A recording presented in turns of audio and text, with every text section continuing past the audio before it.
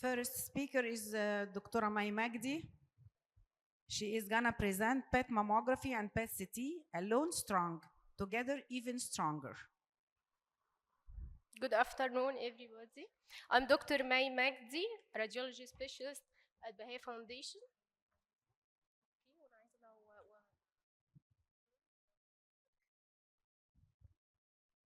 I'm going to talk about PET mammography and PET CT, alone strong, together even stronger. Nuclear medicine provides valuable insights throughout the breast cancer treatment journey, from initial diagnosis to monitoring treatment response and detecting recurrence. FDG PET-CT is a powerful tool in managing metastatic breast cancer, from detection of recurrence staging to monitoring treatment response. For instance, the size and metabolic activity can predict the response. It is particularly useful in challenging situations such as evaluating of bone metastasis. It presents higher sensitivity and specificity than bone scan, and in evaluating bone treatment response when MRI is contraindicated. PET-CT is also useful in initial staging of breast cancer, stage 2B to 4, regardless of tumor phenotype, luminal, triple negative, or HER2 positive, and of tumor grade. PEM, or PET mammography, consists of imaging acquisition with breast positioned between compression bundles with bilateral CC, MLOs, and lateral axillary views. Those are the standard views. Sometimes we need extra views and blade images. This is a device at Bahia from Naviscan. Who went to do PET? Who went to do PEM? Actually, PEM is a problem-solving tool modality in a controversial contrast-enhanced mammography and dynamic MRI. In case of renal impairment, contrast media hypersensitivity, and contraindication of MRI, also it guides the biopsy. Advantages of PEM. It presents higher spatial resolution, especially in small breast cancer, with shorter imaging time compared to other imaging modality, reduced attenuation, which can improve the image quality, higher count sensitivity, better diagnostic performance than PET-CT alone, useful when MRI is contraindicated in case of obesity, metals, or claustrophobia. It's not affected by dense breast tissue or menstrual cycle. BIM-guided biopsy offer confirmation of the specimen for the pathologist. Limitations of PEM, actually limited field of view, especially when we talk about small, deeply seated lesions less than 2 centimeters from chest wall. Yano et al. In a study in 2019 highlighted the potential benefits of using combined PET-CT and PEM for breast cancer detection and management, particularly for detection of smaller tumors, assessing prognosis. They conclude that combined PET and PEM offer higher sensitivity and accuracy with effectiveness in detecting small tumors rather than PET-CT alone, with limited capability of PET-CT for detection of small cancer and correlation with malignancy grade and prognosis. This suggests that FDG uptake could potentially be used as a prognostic marker. There are few cases from our daily work. Case number 1, a 43-year-old female presented with left nipple changes and bilateral axillary swellings. She did sonomammography, revealed left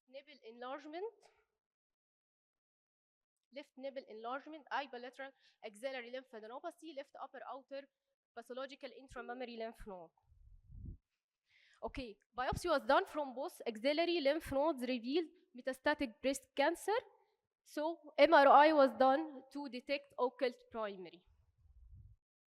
This is the subtraction images showing abnormal enhancement in left nipple, left upper outer quadrant pathological intramammary lymph node, and left pathological axillary lymph nodes, and incidentally hepatic focal lesion. So PET-CT was requested for metastatic workup. As we can see, there is a gastric body and gastroesophageal junction multifocal metabolically active FDG neural thickening with multiple metabolically active bilobar hepatic focal lesions, multiple supra and diaphragmatic pathological axillary lymph node, and active endometria. So it could be double primary or metastatic. Actually, endoscopic biopsy was done, revealed metastatic adenocarcinoma, metastatic mammary ductal carcinoma. Case number 2, 51-year-old lady presented with right breast lump. Sonomammography revealed right upper outer quadrant suspicious mass lesion and left lower outer quadrant 4 o'clock indeterminate lesion for further assessment. Actually, right biopsy, right breast biopsy, invasive lobular carcinoma. So next step is MRI, but unfortunately the patient has renal impairment, so no contrast study was done and the choice was PEM. There is left upper outer quadrant around 12 o'clock, not 4 o'clock actually. FDG avid lesion. Targeted ultrasound for this lesion revealed left 12 o'clock ill-defined indeterminate hypoechoic lesion. This lesion. Biopsy and clipping to the lesion. Invasive duct grade 2. How about doing post-imaging modalities with the same injection of radioactive material? Case number 3, 36-year-old lady presented with right breast mass, as we show in PEM. Right lower outer quadrant non-circumscribed FDG avid mass lesion measuring about 2 centimeters with smaller related satellites all over area about 5 centimeters and right prominent axillary lymph nodes.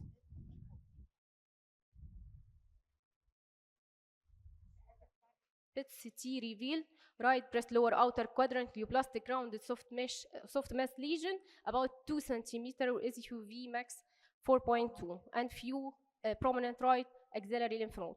Here the PEM could assess the exact extension of the lesion better than PET-CT by assessing the main lesion and the surrounding satellites, not only the main lesion.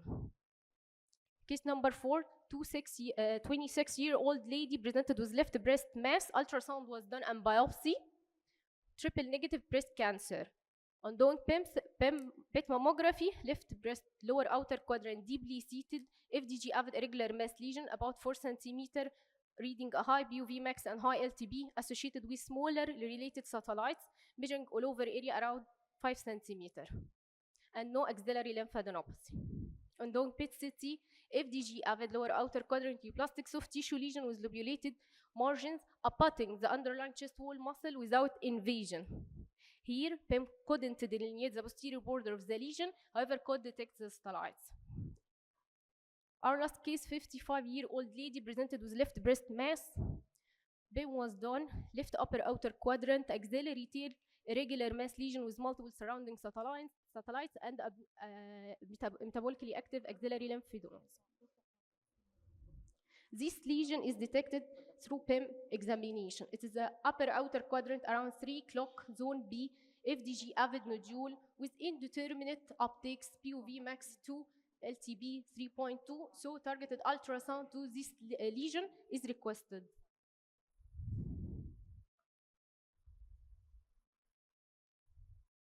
Ongoing PET-CT, left breast upper outer quadrant FDG avid lesion with multiple axillary lymph nodes. Targeted ultrasound was done. Left 3 o'clock intraductal lesion, biopsy revealed papilloma with low-grade DCIS. Here, PEM could detect the actual extension of the lesion and other subcentimetric nodules that couldn't be detected by PET-CT. However, PET-CT could assess the lymph nodes properly. To sum up, PEM provides high resolution functional images of the breast, allowing better visualization of small lesions. It offers better sensitivity compared to traditional whole body PET scan. The anatomical details provided by PEM help guide surgical planning and precise excision of involved breast tissue, while PET-CT useful for detection of distant metastasis, monitoring local response and local recurrence and response to treatment, has higher sensitivity than MRI in detecting axillary and extra-axillary nodal metastasis. So combined PEM and PET-CT hold significant advantages in breast cancer management, particularly when faced with a shortage of contrast material. Thank you. Thank you, Dr. May, for your nice presentation. And now our second speaker is Dr. Jenny Matsuota. Her presentation is about, she's a business development director, CMRR molecular imaging. Her presentation will be the molecular breast imaging, an alternative solution for women with dense breast. Very good. مساء الخير. شكرا كتير Professor Rasa for hosting me here. It's a great privilege and it's a great pleasure to be part of this very scientific and comprehensive event that you're organizing in these 2 days. Dr. Mai had a very good prelude at what I will talk about and what I will present today, which hopefully complements molecular breast imaging, and that's what the few following slides will be about.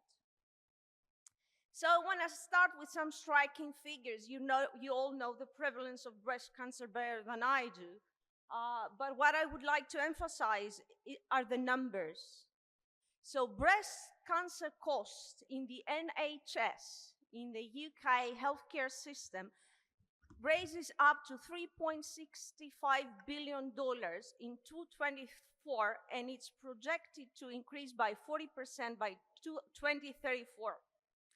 In the United States, which the healthcare spending and the healthcare cost is 10 times the average of the world, the number goes up to $29.7 billion, and that was back in 2022.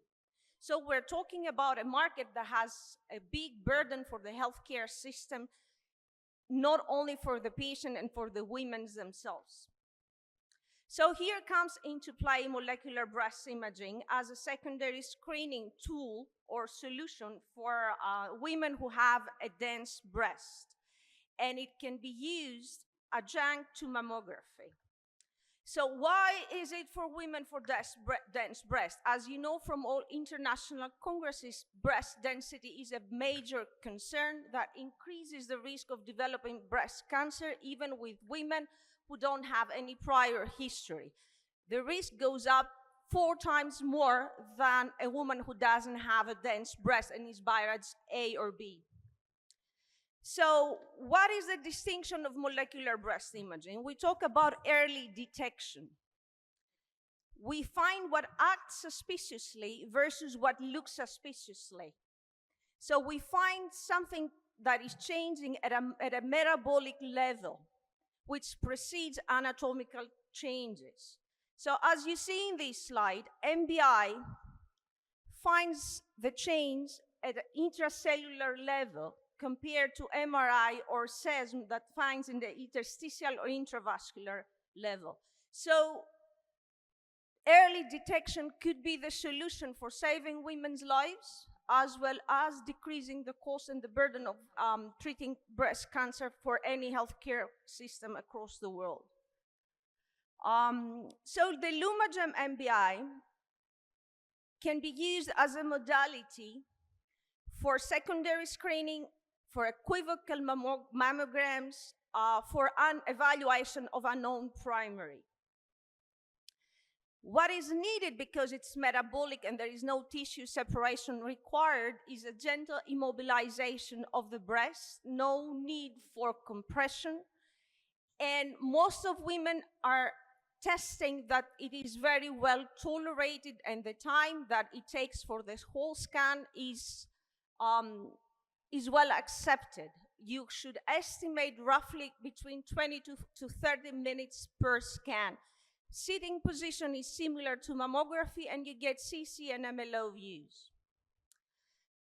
You might say that it's a new modality not proven, which is not actually true, because it has more than a decade of research, more than 13,000 subjects, more than 25 peer-reviewed publications, and more than 15 investigator sites.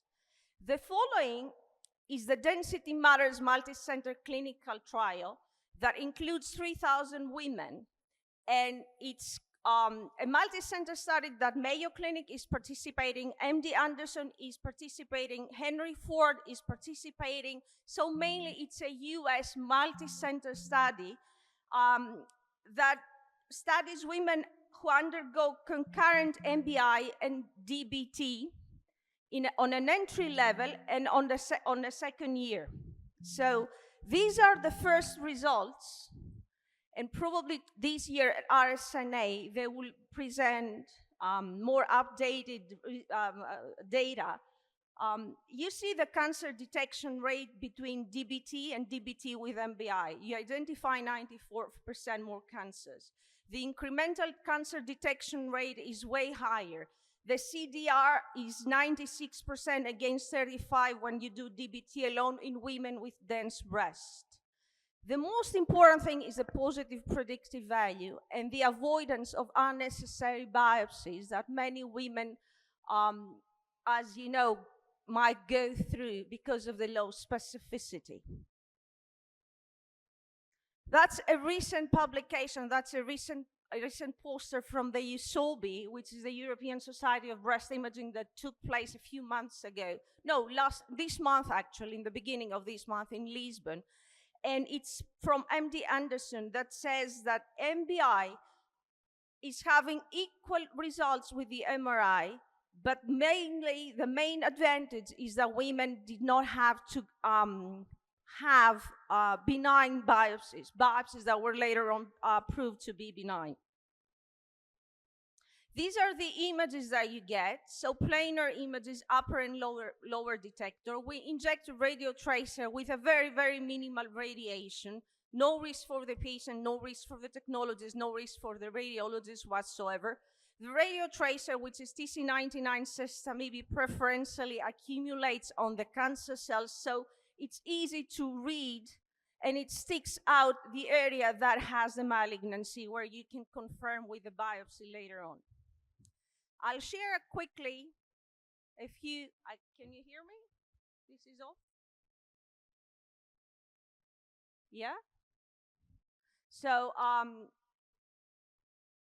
I'll take you through quickly some clinical cases. This is a very dense breast, a woman who was unable to undergo MRI. You can hardly see anything, but you see how with the MBI on the lower images, you can find the tumor because the radio tracer has accumulated, and it's kind of straightforward that it's a malignant lesion. Another very dense breast.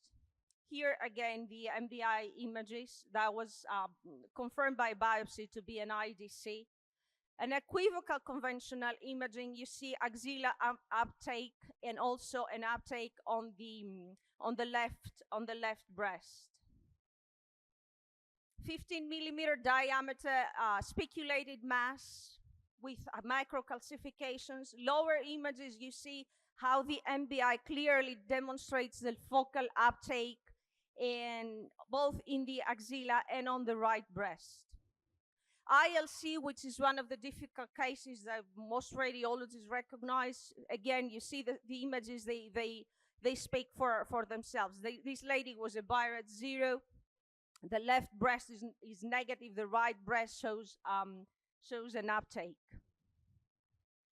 So the confusion further to the presentation of Dr. May that was presenting earlier is like, we have 2D, 3D mammos, we have the SESM, we have the PEM, which is a brilliant technology. We have the MRI. Where does MBI fit in? Too many technologies, and still all the improvement in breast cancer is coming mainly from the advancements in treatment and not that much in the advancements of early detection. This is what the studies are showing. So MBI is a more straightforward solution because after your mammography, either 2D or 3D, you can have the MBI and get your answer if the woman needs further examination, if there is a cancer, or if it's benign, with high sensitivity and specificity. You don't have to go through additional steps or steps that will create anxiety and for the woman, costs for the healthcare treatment, and delays for your practice. So no need for necessarily to go ultrasound or MRI. This is something that you can decide after you see the situation of the breast you're examining. So how would you compare? For example, someone might ask which radio tracer to use, which agent should I use? In this case, you should consider how many contraindications exist per agent, what's the availability out in the market, how easy it is to have access, how much uptake time it has. For example, PEM requires, if we inject FDG, higher uptake time compared to TC90, Sesamibi, which is cheaper and ready available. And also you include the radiation level. MBI has a very low radiation level, a little bit higher than mammography, but compared to all international standards, it's a very, very safe level for the patient, for the radiologist, and for the woman. So in conclusion, MBI is a reliable solution for early cancer detection, especially for women with dense breasts. It traces metabolic changes compared to anatomical changes, has a very low false positive rate, so you don't have to do unnecessary biopsies. It decreases, according to studies, biopsy rate by 67.5%, gives you more confidence in reading. When breast cancers are found at early stage 1 or 2, 70% of patients may avoid chemotherapy. Low-cost radio tracer, 2.5 to 2.5 millisieverts absorbed radiation. And now I will conclude with a small video, which I hope the sound will work. No, the sound doesn't work, right? Technetium-99m Sestamib, a radioactive agent, is injected and allowed to distribute throughout the body.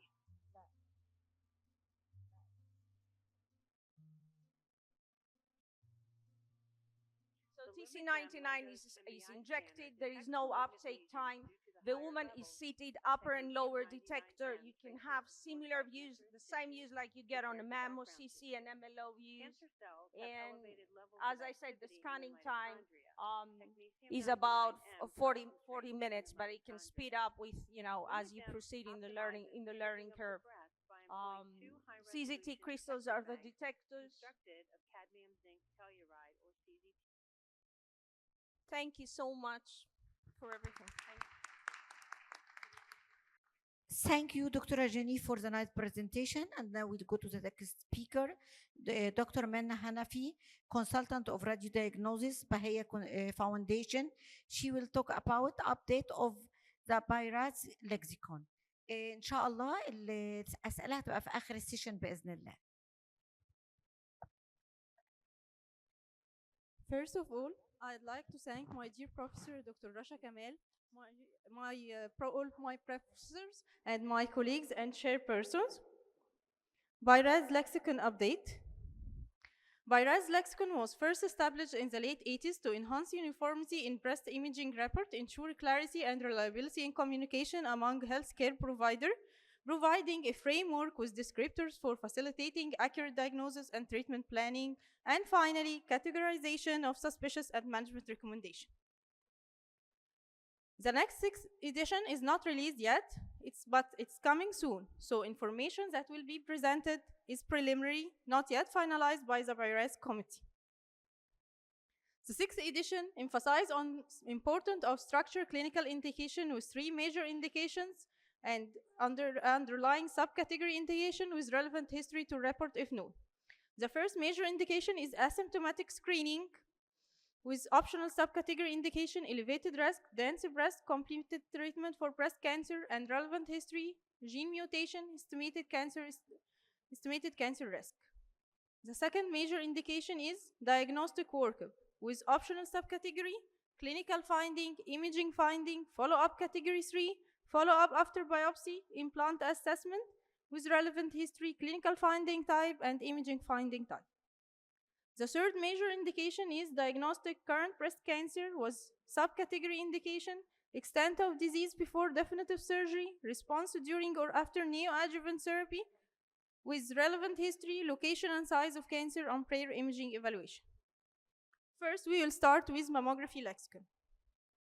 Digital breast tomosynthesis guidance chapter has been added to the mammography lexicon. The goal of this chapter is to help the interpreting radiologist with the management of certain scenarios and imaging findings that could occur in clinical setting in an effort to improve consistency across breast imaging practice. How tomosynthesis work? While the breast is compressed, the X-ray moves in an arc across the breast.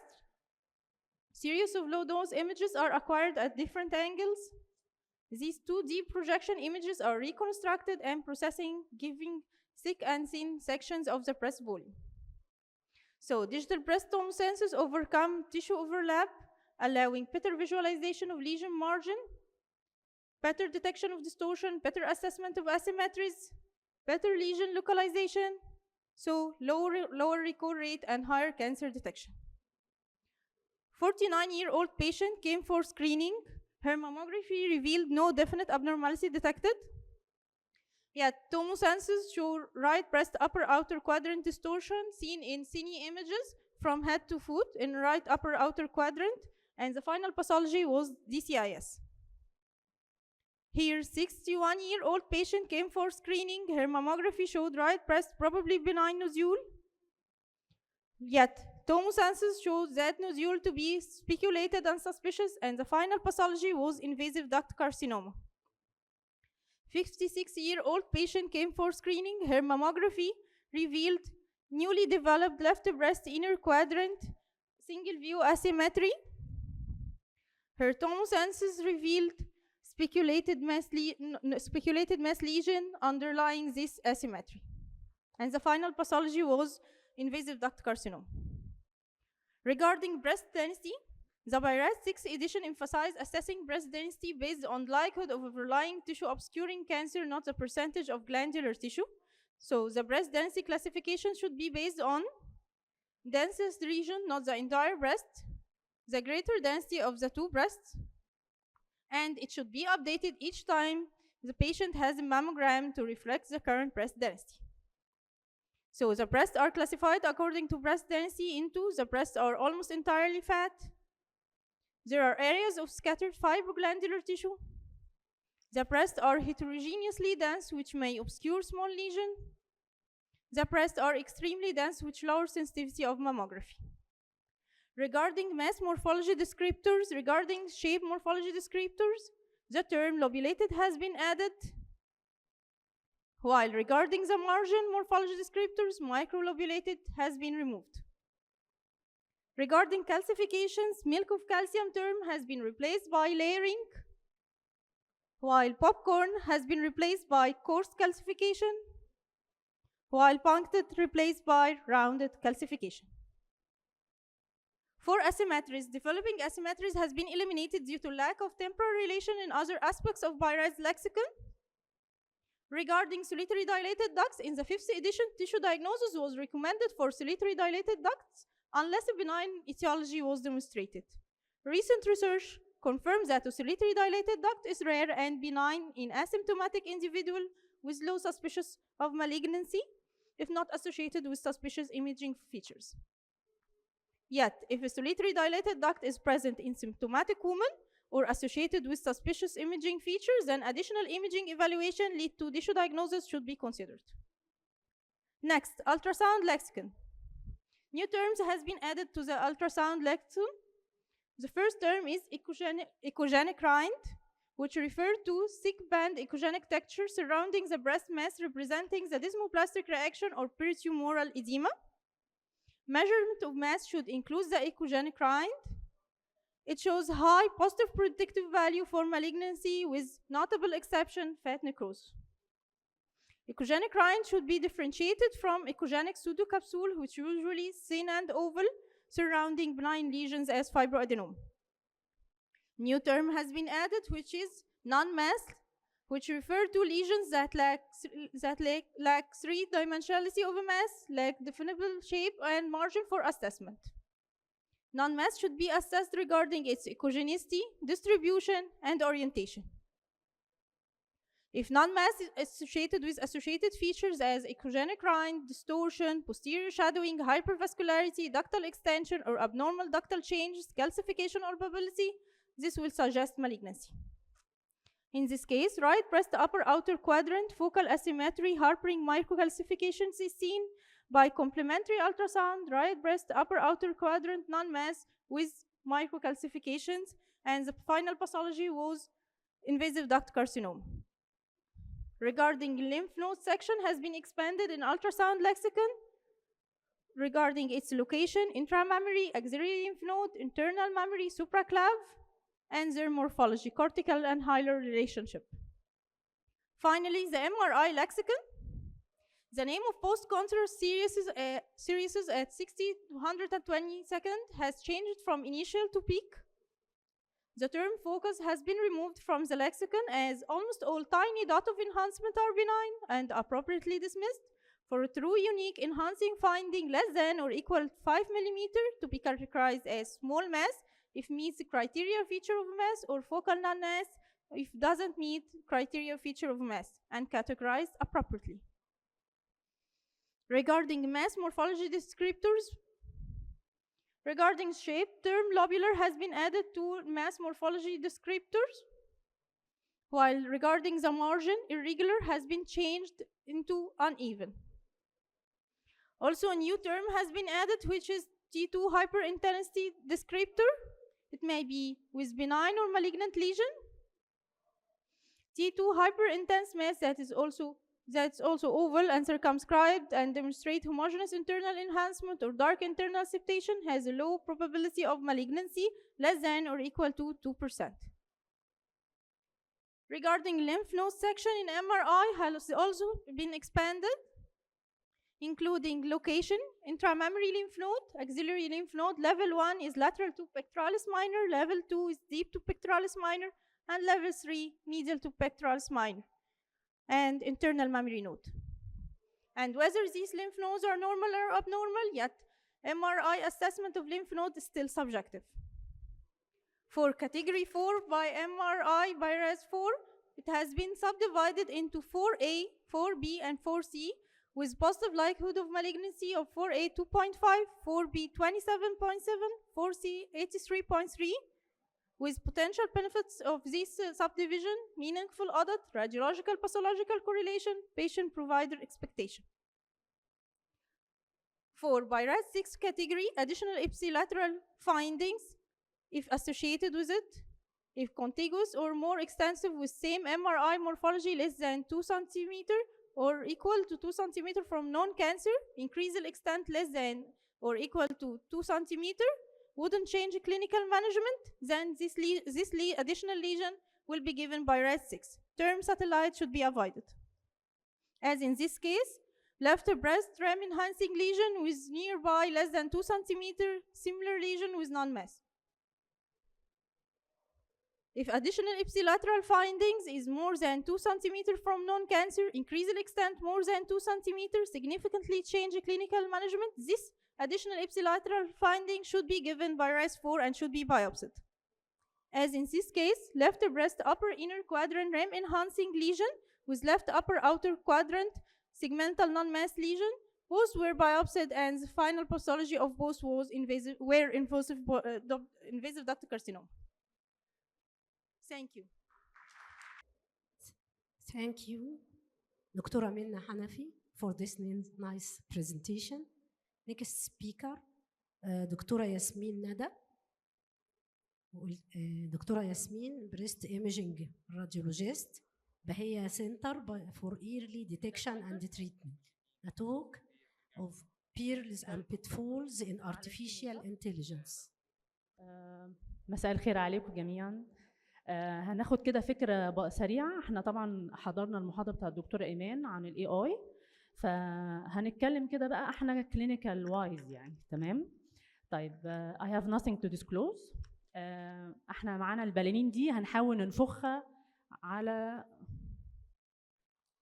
مدار المحاضرة، فخليكم معايا بقى لغاية لما نطلعها في الهواء. تمام؟ طيب يلا بسم الله. What is AI? AI, the broad name, it's a machine when the machine is able to mimic human intelligence by having the ability to predict, classify, learn, plan, reason, and or perceive. Machine learning ده is a subset من ال AI which incorporate math and statistics in order to learn from the data itself and improve with experience. And the deep learning is a subset of the machine learning that uses neural network to solve even more complex challenges such as image, audio, and video classification.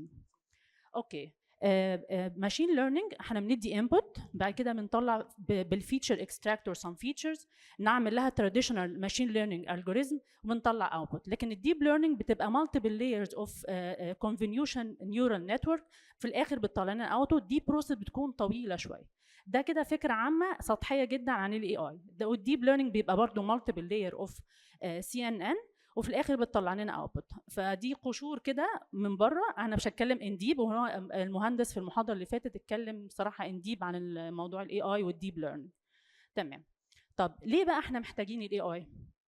احنا عندنا البريست كانسر عامه النمبر اوف كيسز في البريست حوالي 11.7% في البريست بس المورتاليتي ريت بالنسبه للبريست كانسر 6.9%. ده يرجع للايه؟ للسكريننج اللي احنا بنعمله annually، ان هو بيقلل المورتاليتي ريت من 20 ل 30%. اوكي، فالماموجرافي ده السكريننج mammography screening has been a cornerstone for early detection of breast cancer since 1980. Among its challenges, its marked variability between radiologists in diagnostic accuracy, which lead to unnecessary recalls and missed cancer. وفي global shortage في البريست radiologist, which exacerbated by increased demand for precision diagnostic from both provider and patients. بس يعني الموضوع ده مش موجود عندنا قوي في مصر. احنا ما شاء الله عندنا surplus of radiologists و excellent radiologists كمان يعني. طيب ال AI ده has the potential to address these challenges. Okay. So how AI work? برضو هندي فكرة كده بسيطة. احنا ال AI بيinterpret the data in two ways, in a qualitative and quantitative way.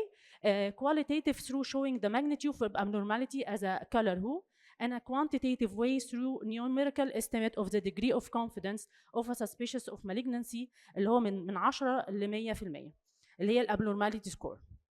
طيب هندي example. دي حالة كانت جاية عندنا سكريننج.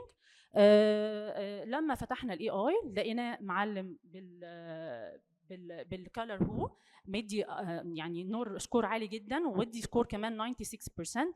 ده السبوت مات بتاعه. فلما عملنا يعني صوره اقرب اكتر الليجن لقينا فعلا في speculated mass, tiny speculated mass retroillular with faint calcification seen within. فده يعني الموضوع يعني سهل لنا الموضوع جدا، هو فيه او ما فيهوش. تمام. طيب احنا دلوقتي وصلنا لنص المحاضره. هنيجي بقى نشوف الاي اي بقى بيشتغل ازاي. هل هو فعلا does it really work؟ اوكي. according to these studies في screening program كان معمول في US والسويد. قال لك ان الراديولوجي ايفالويشن السبيسيفيستي بتاعه الراديولوجيست زاد جدا باستخدام الاي اي از ا سكند ريدر. وكان في بيبر ثانيه معموله في القصر العيني مع الدكتوره سحر منصور برضو قالت ان الاي اي السنسيتيفيتي بتاعته بتزود الكانسر ديتكشن ب 96.9%، وان الماموجرافي بالسنسيتيفيتي بتاعتها بتوصل 87.3%. اوكي، تعالي بقى نشوف الكيسز. اظن دي الحته بتاعتنا بقى. اوكي. دي patient 56 years coming for annual screening. Where is the lesion؟ لو حد يساعدني. شايفين أي lesion؟ right ولا left؟ right. upper فين؟ upper outer. اوكي. اوكي. خلينا نشوفها spot magnification. الحالة دي الدكتورة دعاء عمران هي اللي كانت عاملاها. It's a very tiny architecture distortion seen at the upper outer quadrant. لما عملنا لها تومو بانت طبعا اكتر، ولما عملنا لها بايوبسي طلعت invasive lobular carcinoma. اوكي. لما ده الفحص بتاعها في 2024، لكن لما عملنا شفنا الفحص القديم 2023 لقينا وعملنا الاي اي بتاعه لقينا الليجن فعلا كانت موجوده، والاي اي كان جايبها very faint score بس 22% which is اكتر من 10%. فهو كان لاقطها من سنه فاتت، بس للاسف احنا ما لقيناش حاجه تقريبا، او الدكتور قال لك لا ده لو سكور او حاجه. فدي اول حاله كده. تاني حاله 45 سنه جايه for annual screening. where is the lesion؟ حد يساعد يا جماعه. رايت اور ليفت؟ حد شايف؟ السكرين صعبه ها؟ اوكي. طيب في رايت هنا في كالسيفيكيشن. تمام. كالسيفيكيشن ديت الفحص ده في 22 الادي كالسيفيكيشن. ولما جينا نشوف القديم 2019 ستيشنري برضو، يعني ايه المشكله؟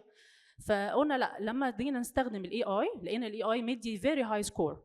فقلنا خلاص خلينا ناخد بايوبسي، وبرده في 2019 واخد نفس الهاي سكور. فقلنا طبعا احنا عندنا في بهيه عملنا ابلكيشن للاي اي في 2022 او 21، فما كانش عندنا زمان يعني.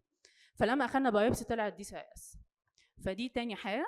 تالت حاله دي 40 سنه جايه برضو for her first screening. where is the lesion؟ شمال ولا يمين يا جماعه؟ right or left؟ اوكي it's a right breast mass. هو اول حاجه احنا زي ما انتم شايفين كده احنا فعليا ما لقيناش يعني ما حدش شافها، فاستخدمنا الاي اي لقينا فعلا مدي هاي سكور لايك 64%. فقلنا نسبوت ماك كده قريب على الرايت بريست لقينا فيه كالسيفيكيشن ووراها اركتكتشر ديستورشن. لما خدنا منها بايوبسي طلع انفيزيف داكتال كارسينوما ويز دي سي اي اس. اوكي دي بالنسبه للحاجات الاي اي يساعدنا فيها. تمام. طب تعالي نشوف البيبر ديت. دي بيبر عملت ان هو قارن الراديولوجيست اللي معاهم كلينيكال انفورميشن والاي اي لوحده. قال لك ان الراديولوجيست using clinical information and prior imaging are more accurate than AI in detecting breast cancer. طب تعالي نشوف حبه حالات برضو عندنا في بهيه. دي 42 سنه جايه for her annual screening. where is the region؟ right or left؟ right ولا left؟ في حد بيشاور يمين ولا شمال؟ رايت؟ اوكي.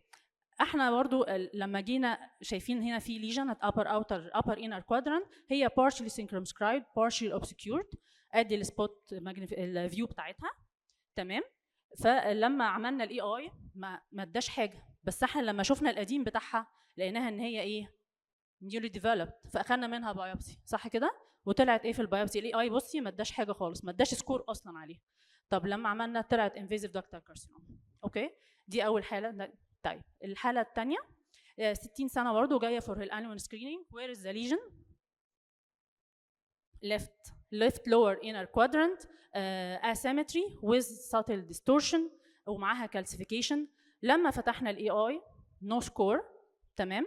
هو واضح ان هو ما لقيتوش اساسا ان هي فيها فات كونتنت او حاجه، بس طبعا اخذنا منها بايوبسي طلعت invasive ductal carcinoma. اوكي. third lesion third case دي 45 سنه عندها bilateral palpable lumps. هي دي diagnostic. ايه رايكم؟ where is the lesions؟ هما bilateral lesions يمين وشمال. خلاص. فجينا نشوف الاي اي قال ايه. ادانا سكور عالي في الليفت بريست في الرايت بريست. فقلنا خلاص ما دام يعني هو ادى سكور طب ما ناخد واحده بايوبسي كده نشوف الحكايه ايه. ماشي. فعلا لقينا في كالسيفيكيشن في السكور اللي هو عامله وفي مالتيبل سيركمسكرايب ليجنز. جينا ناخد بايوبسي طلعت فايبرو ادينوما ويز فايبروسيستيك تشينجز. هو فيري سنسيتيف للكالسيفيكيشن بس ستيل يعني السنسيتيفيتي بتاعته عاليه قوي يعني واحيانا مش بتصيب يعني. اوكي تعالي نشوف الحاله دي بقى. دي بقى تريكي قوي. دي ليجن دي جايه بالبابل لامب اوريدي. وير از ذا ليجن؟ از فيري اوبفيوس طبعا. طيب في الرايت لور انر كوادرنت بالسبوت بتاعها هي كالسيفيكيشن واركتشر ديستورشن وسبيكيليتد ماس. تمام. والاي اي بتاعنا ما شاء الله برضو لمبه منوره 99%. طيب جينا بقى عشان البريست بتاعها فيري دنس قلنا نعمل كونتر ستادي. نشوف الكونتر ستادي. طبعا افترضت انفيزيف دكتور. نشوف الكونتر ستادي بتاعها. ايه رايكم؟ there is another lesion seen at the upper outer quadrant. طب احنا يعني فاتت مننا ومن الاي اي. تمام. لقينا فيها ايه؟ very يعني fine amorphous microcalcification seen في within the lesion واعتبرناها طبعا كده خلاص تعتبر ايه؟ multi centric. طيب to summarize عشان بس ما نطولش عليكم. هو الراديولوجيست دايما بيبقوا more accurate than an AI في الديتكتيف بريست كانسر لو معاهم clinical symptoms او معاهم prior imaging. طبعا هو دلوقتي بيحاولوا يستخدموا النقطه دي ان هم يزودوا الكلينيكال داتا بتاعت البيشنت ويزودوا الباست هيستوري بتاعها او بريفيوس ايمجز عشان يبداوا كورليت. ده اللي هو الايرا الجديده اللي ماشيه في الاي اي. طيب ونفس الوقت الاي اي بتاعنا بيقلل فعلا الراديولوجيست ورك لود ان السكريننج بروجرام تبقى الحالات كتير جدا جدا وبيايدنتيفاي نيجاتيف كيسز بس it cannot factor in في الكلينيكال انفورميشن. طيب when the symptoms and prior images are present radiologist confirmation is needed حتى لو الاي اي بتاعنا طلع نيجاتيف. البريست density دايما بيمباكت الاكيورسي بتاع الاثنين زي ما شفنا في اخر حاله الراديولوجيست والاي اي. الاي اي عندنا بيزود السبيسيفيستي بتاعت البريست ايمجنج راديولوجيست من 85 ل 89% وبيزود كمان بيساعدنا اكتر في الديسيجن ميكينج في البايرات 3 and 4 ليجنز وبالهاي كانسر ديتكشن ريت في الاي اي بلس راديولوجيست زان الدبل ريدنج. وبلانات اللي طلعت خلاص، وده الفيو بتاعنا من الاقصر في اللي هو الوادي الغربي حاجه زي كده. بس I hope you enjoyed the lecture and thank you all for your Thank you very much, Dr. Yasmin Nada, for your nice presentation. And next up is Dr. Ahmed Ruzeka, and he is presenting localization techniques of breast lesions. My topic today is about breast localization techniques. I'm Dr. Ahmed Ruzeka. Okay, a little history lesson. The first wire that was used in 1966.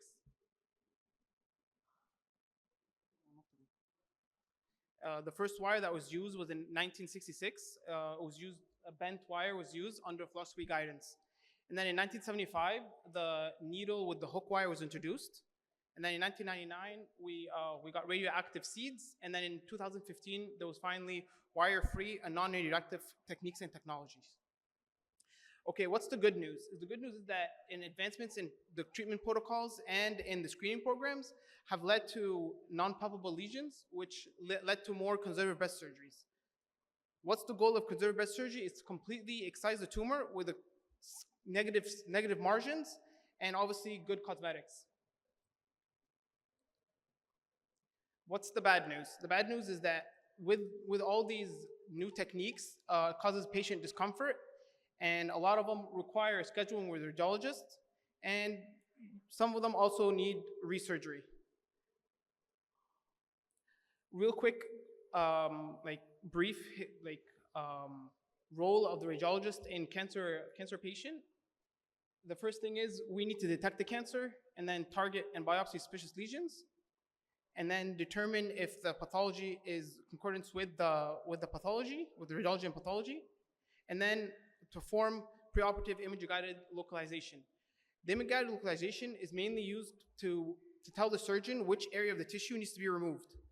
So we mainly have the major technique that we mainly use is the wire localization, and that's the gold standard. That's everyone uses it and everyone knows how to do it. There's other newer techniques and newer technologies we'll talk about later. Okay. The image-guided wire localization, like anything, there's advantages and disadvantages. The main advantage of wire localization is that it's well established, it's gold standard pretty much. It's very cost effective, and it can be placed under mammogram, ultrasound, MRI, so it's suitable for any lesion that's seen on only one modality and not the other one.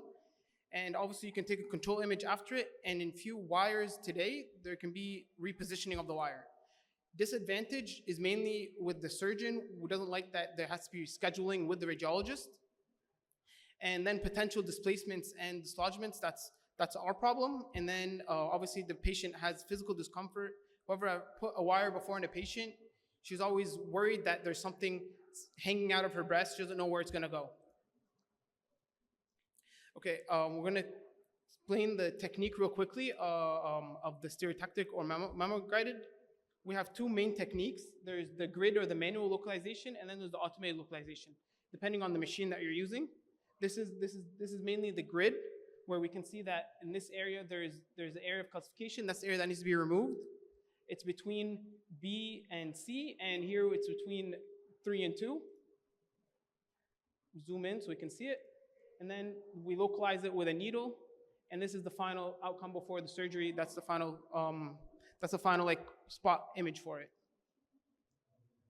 Okay, the automated localization, it makes our job a little bit easier. It mainly depends on the mammography machine.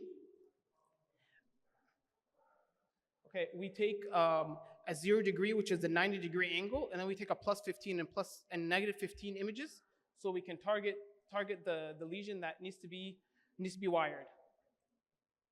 And then it gives us X, Y, and Z coordinates, and this is sent to the machine, and in the mammography machine, there's a screen next to it that has the coordinates sent to it.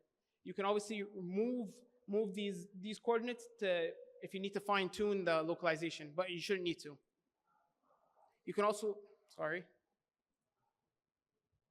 you could also use tomosynthesis in some machines. Like in this case, there is a lesion that's right here, and we just use this image to guide us for the localization. These are, we said in wires, we can use control images after it. This is a case, and it has we took the two. These are the two CC and MLO views of this wire localization. This was for the Tomo case, and this is also another case of wire localization over a needle, over a wire, over a clip, and has a little tiny residual. Okay, did anyone notice that there's two different wires that we used? What's the difference between the two wires?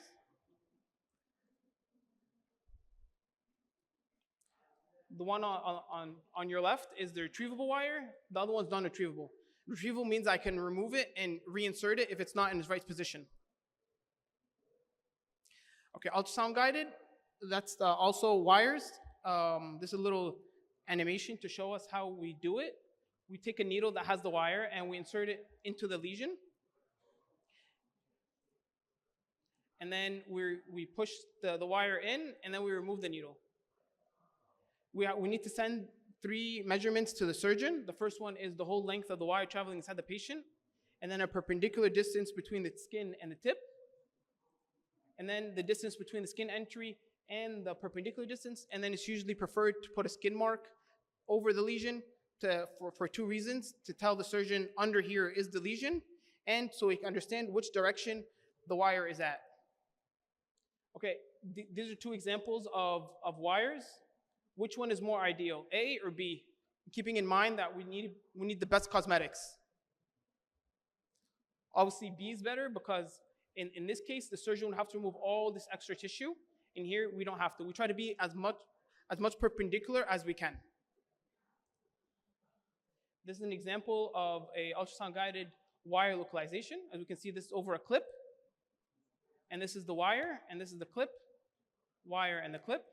And these are our measurements. This is the control image for that case. As you can see, it's over the clip. So we're sure we're in the right spot. Okay, now we finished the wire localization. We'll now explain the newer techniques. Okay, we have radioactive seed or colloid material, magnetic, radio frequency ID tags, and radioactive reflector. Okay, the radioactive seed or the colloid material, they're wire-free, but it needs a gamma probe, so it still has radiation. The radioactive seed is a small titanium seed that contains iodine-125. The seed has a 60-day half-life, so we can actually, there's a little flexibility in the scheduling of the patient. And then the roll, radioactive occult lesion localization, that's a pre-injected radiocolloid of technetium-99. You can also use it for sentinel lymph node biopsy, and it's injected usually on the day of the surgery, and obviously needs more scheduling with nuclear medicine, radiologist, and surgeon. Like we said, everything has advantages, disadvantages. The main advantage is with the seeds, you have a slight flexibility in the scheduling because you have 60 days to put it. They're all can be placed under mammography or MRI or ultrasound. And the colloid, we can also do sentinel lymph node biopsy. Main disadvantage is that there's radiation safety procedures, and there's a little bit of radiation that the patient and the staff are exposed to. The seed may rupture, but that's just very rare. It may rupture, and then you have to give iodine to protect the thyroid. And if you pass the 60 days, you lose signal from the decay of the material of the iodine.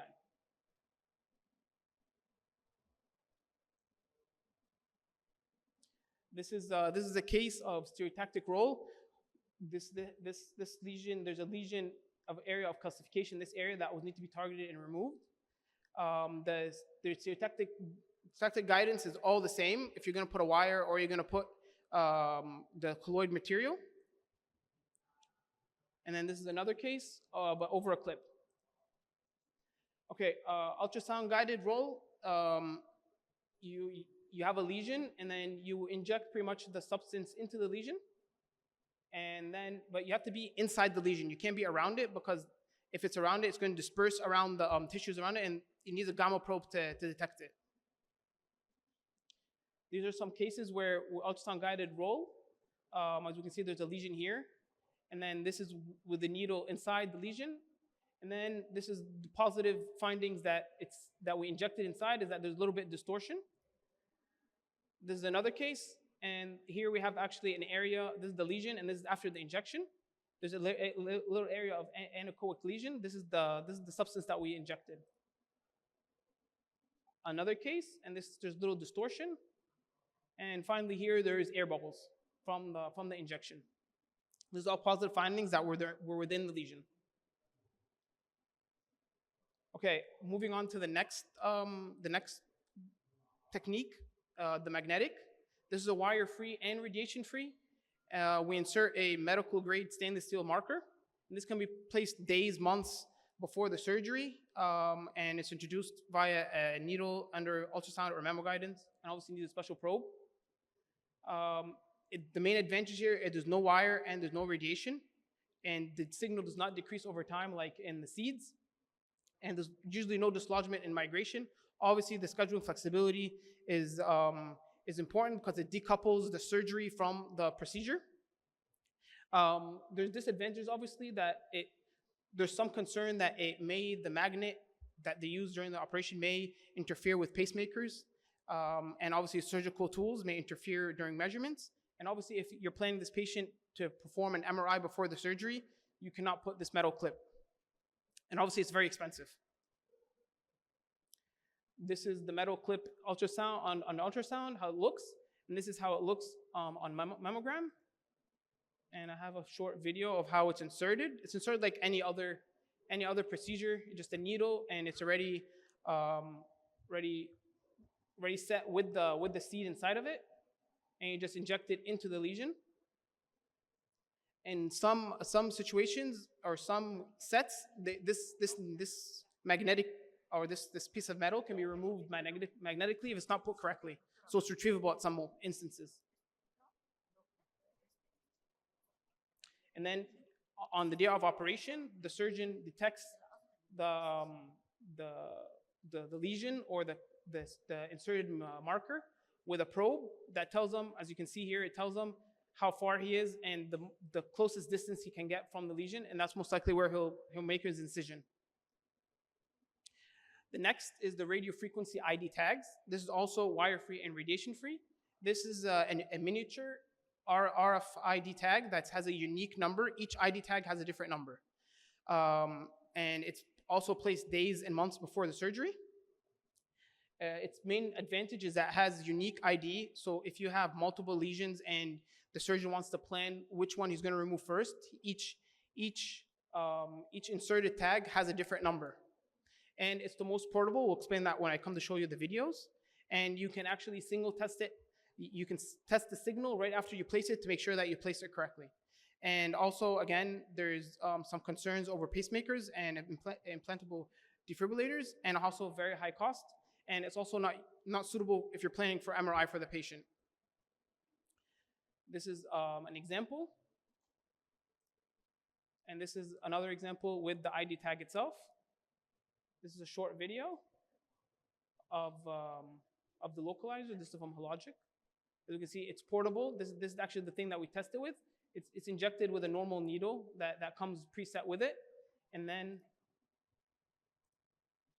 this is the localizer. And like I said, we can test it right away at the moment. This tests for the signal itself at the same moment. And then after injection of the clip or of the localizer,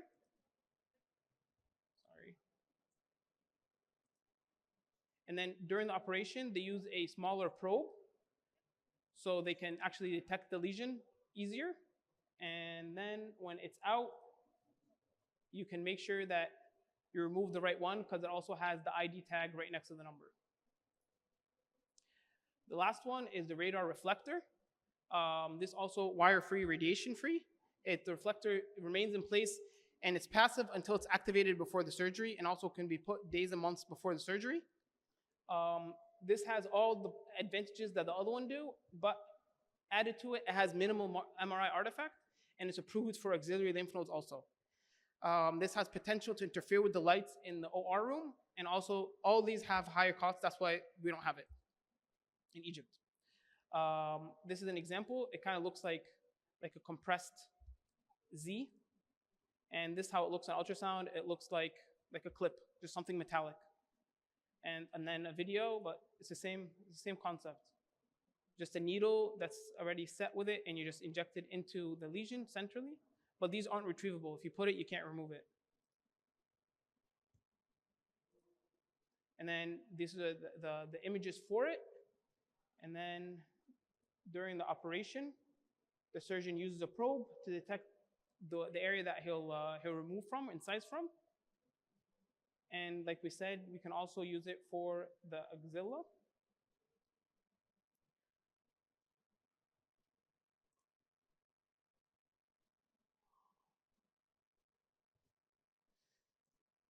Okay. Okay, this is a special case. This is last thing, خلاص. This is a special case. This patient came to Bahia. She had 2 clips inserted in the right breast mass. In the post-clip images, we can see that there's clip number 1. We can see it, but we can't see the second clip that was inserted. We told the technician to further pull the breast a little bit further so we can find it. As you can see, it's deeply seated, almost resting on the muscle, or actually resting on the muscles. The patient took neoadjuvant chemotherapy and then came back for localization. Again, the second clip, we couldn't find it. So which modality should we use to localize the metallic clip? Obviously, mammography can't be used, and ultrasound, we're not sure that we could see it. So we decided to try it on CT guidance. And we can see here, it's deeply seated, and it's resting on the muscle. So what technique should we use? Obviously, in Bahia, we had either wire or roll. And obviously, we can't put a roll in, we can't put a wire here because it'll attach to the underlying muscle. So as we can see here, we injected, this is the needle that had the radioactive substance inside, and we injected it over the clip. Thank you. Dr. Ahmed. Our next speaker will be Dr. Lubna Khalid, breast imaging consultant, Bahia Foundation, assistant professor of radiodiagnosis at Al-Azhar University, and her presentation will be about imaging of breast implants. Assalamu alaikum. Imaging of breast implant. Breast augmentation has been performed for more than a century, and in recent years has become increasingly prevalent for aesthetic reasons and for reconstruction in breast cancer patients. Several techniques of breast augmentation have been developed, including implantation of breast prostheses and the injection of autologous fat and other materials. The most common method of breast augmentation is to implant prostheses which are broadly categorized by filler type, lumen number, implant shape, and surface contour. According to implant type, it's either silicone or saline. According to lumen, maybe single lumen, double lumen, in which silicone is the inner one and saline is the outer one. Reverse double lumen, in which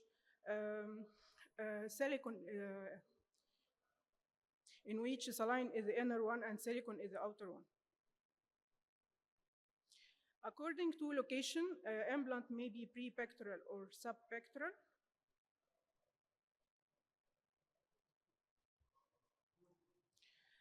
Once the prosthesis has been implanted, fibrous tissue develops around the implant as a normal physiological response to a foreign body, forming what's called fibrous capsule. Imaging of implants, including mammography, ultrasound, and MRI.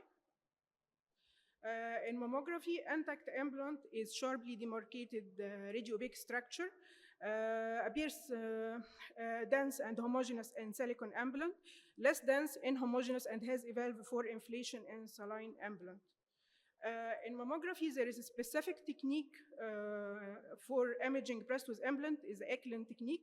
It's done by pushing the implant posteriorly and pulling the breast anteriorly. This allows optimum breast compression and better demonstration of breast parenchyma. In this case, we can see right MLO Eklund view. We can see suspicious lesion in the upper quadrants. This suspicious lesion is hardly seen or even can be missed in a standard MLO view. In ultrasound, normal implant appears as homogeneous anechoic structure with its shell appears as double echogenic parallel lines, with the capsule appears as white line anterior to the shell. Radial folds with a small peri-amblant fluid may be seen normally.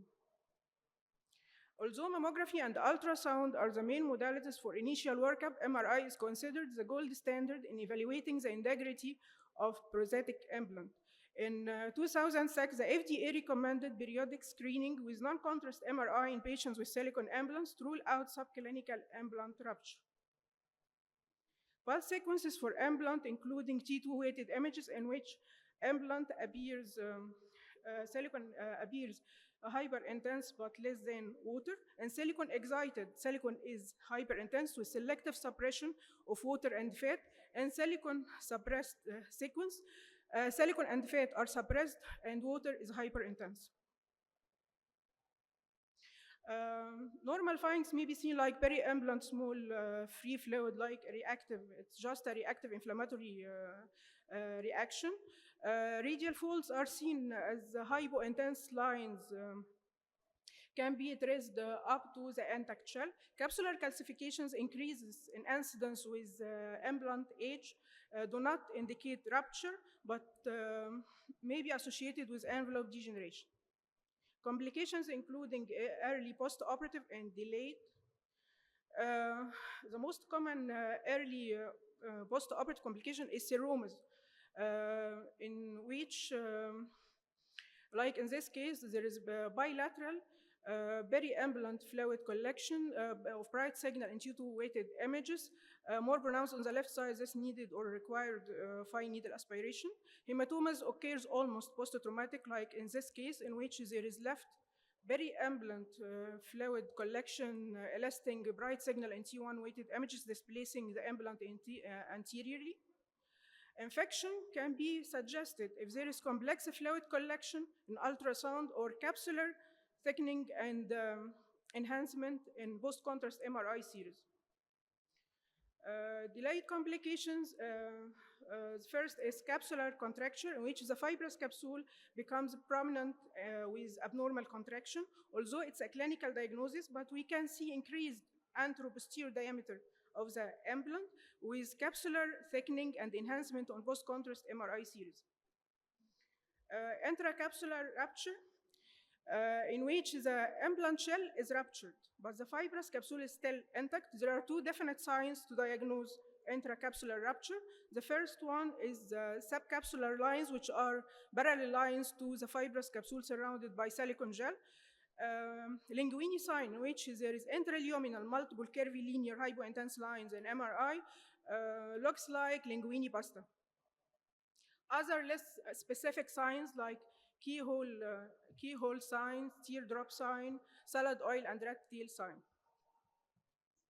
In ultrasound, there is stepladder sign, which in which there is multiple intraluminal curvilinear echogenic lines. This is corresponding to linguini sign in MRI. In extracapsular rupture, there is ruptured implant shell and fibrous capsule with extravasation of silicone into the parenchyma and migration even to the lymph nodes. On mammography, we can see radiodense silicone nodules or dense nodules outside the implant. In ultrasound, there is a specific snowstorm appearance, hyperechoic nodules with posterior acoustic shadowing. In MRI, the extravasated or free silicone appears as hyper-intense signal in silicone-excited images and can be seen in axillary and internal mammary lymph nodes. One of the delayed complications, gel bleed. This is normal translation of microscopic amounts of silicone oil through the intact implant. Okay, it's not seen in imaging except if it's extensive. An ultrasound can show snowstorm appearance. On MRI may simulate intracapsular rupture. Implant deflation, this occurs in saline implants. In this case, there is bilateral collapse of saline implants. Fat necrosis is an inflammatory process resulting from vascular compromise to adipose tissue secondary to trauma or surgery, usually represented in MRI by round or oval lesions of fat signal in all pulse sequences. Breast implant associated lymphoma. This is a rare T-cell lymphoma type usually presented 10 years after implantation. However, any newly developed periambulant fluid 1 year after implantation should raise suspicion for this type of lymphoma. The imaging features periambulant fluid collection followed by mass formation. Desmoid tumors are rare, locally aggressive tumors associated with trauma, scarring, or hormonal exposure. The tumor appearance varying from circumscribed masses to irregular speculated masses. Concurrent breast abnormalities, including benign lesions like fibroadenomata or in situ and also in situ and invasive carcinomas. Other types of breast augmentation, like autologous fat injection, free silicone polyacrylamide gel, liquid paraffin injection, combination of implant and free filler may be done, free filler injection. In free fat injection, we can see fat-containing lesions with eggshell calcifications in mammography with corresponding circumscribed cystic lesions of mixed echogenicity in ultrasound and oil cysts. In free silicone injection, we can see bilateral numerous hyperdense lesions in mammography. These corresponding echogenic nodules with posterior shadowing in ultrasound giving snowstorm appearance. Free silicone MRI appears bright and silicone specific and of low signal in silicone suppressed images. Polyacrylamide gel injection, we can see isodense mass in mammography with corresponding cystic collection with thick internal echoes in ultrasound, eliciting low signal in T1 and bright signal in STEER. Free paraffin injection appears isodense lesions, some are calcified, are seen in mammography. This is a combined implants and free polyacrylamide gel injection, which bilateral silicone implants are seen with adjacent T2 bright signal of polyacrylamide gel. Our first case, there is periimplant free fluid in STEER images. This is suppressed in silicone excited images. It was periimplant inflammatory reaction.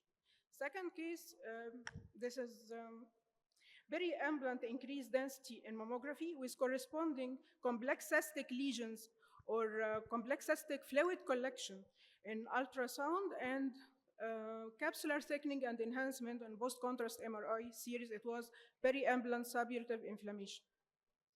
In this case, we can see increased abnormal configuration with increased anteroposterior diameter of the left breast implant in mammography. And in MRI, there is capsular thickening more evident on posteromedial aspect. It was left implant contracture. In this case, we can see abnormal configuration with increased anteroposterior diameter of the right silicone implant, denoting contracture. In ultrasound, there is intraluminal multiple curvilinear echogenic lines suggesting intracapsular rupture. This was confirmed by Linguini sign in MRI images. It was right implant contracture and the intracapsular rupture. In this case, with bilateral silicone implants, we can see hyperechoic left axillary lymph node with posterior shadowing. And in ultrasound and in silicone excited images, it elicits bright signal. This was a silicone granuloma. In this case, we can see left breast silicone implant showing signs of intracapsular rupture in MRI, like keyhole, teardrop, salad oil, and subcapsular lines associated with irregular speculated mass invading superior aspect of the implant. It was left implant intracapsular rupture with invading malignant mass. In this case, we can see left periimplant focal asymmetries along with right breast retroareolar suspicious microcalcifications. By ultrasound, there is multiple irregular hypoechoic lesions are seen in the left breast with ipsilateral pathological axillary lymph nodes with no correlate, no ultrasound correlate to the right calcifications. It was pathologically proved left multicentric IDC with right DCIS. In this case, we can see left breast implant after mastectomy. There is a hyper-intense lesion in stair images adjacent to the amblant with REM enhancement on post-contrast series corresponding indistinct hypoechoic lesion in ultrasound. It was recurrent breast cancer.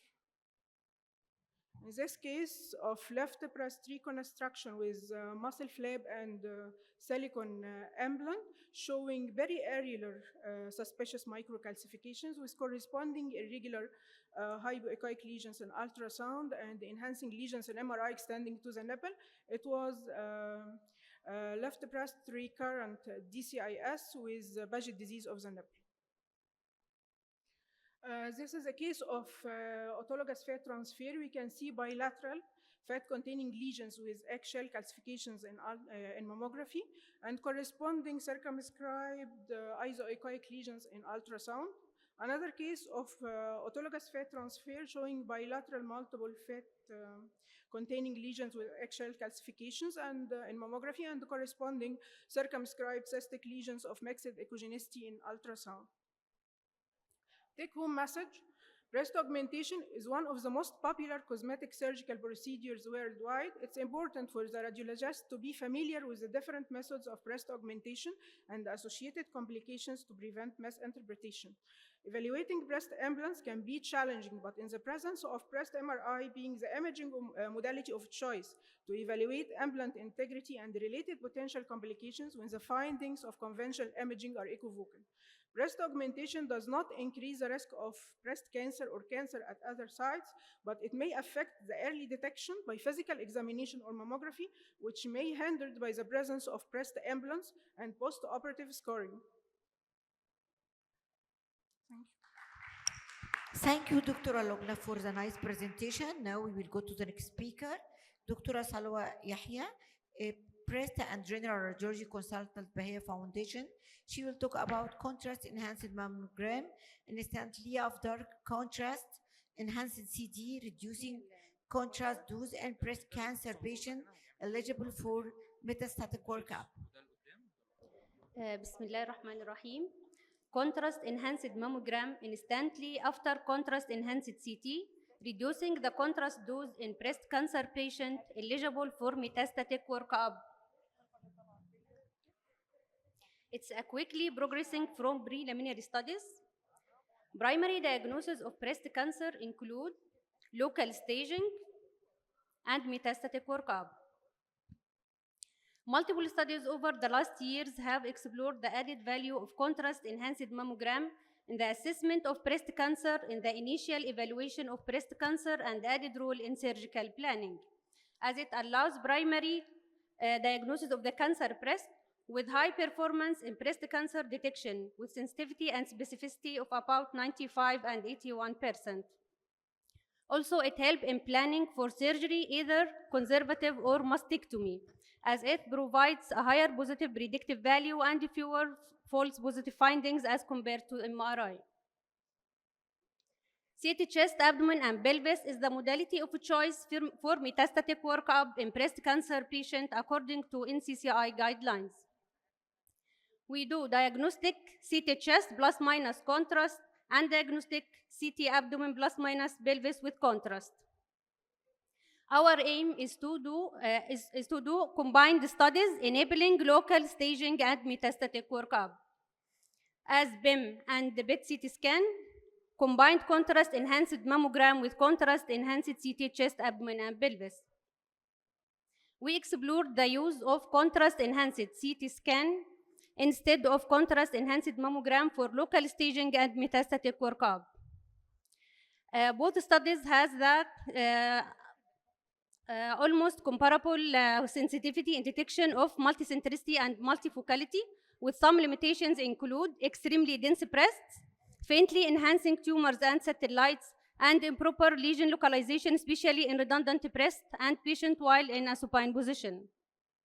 So when the contrast-enhanced mammogram suite is near to the contrast-enhanced CT acquisition room, contrast-enhanced mammogram acquired immediately after without injection of additional contrast material could represent a way for local staging of cancer breast and metastatic workup.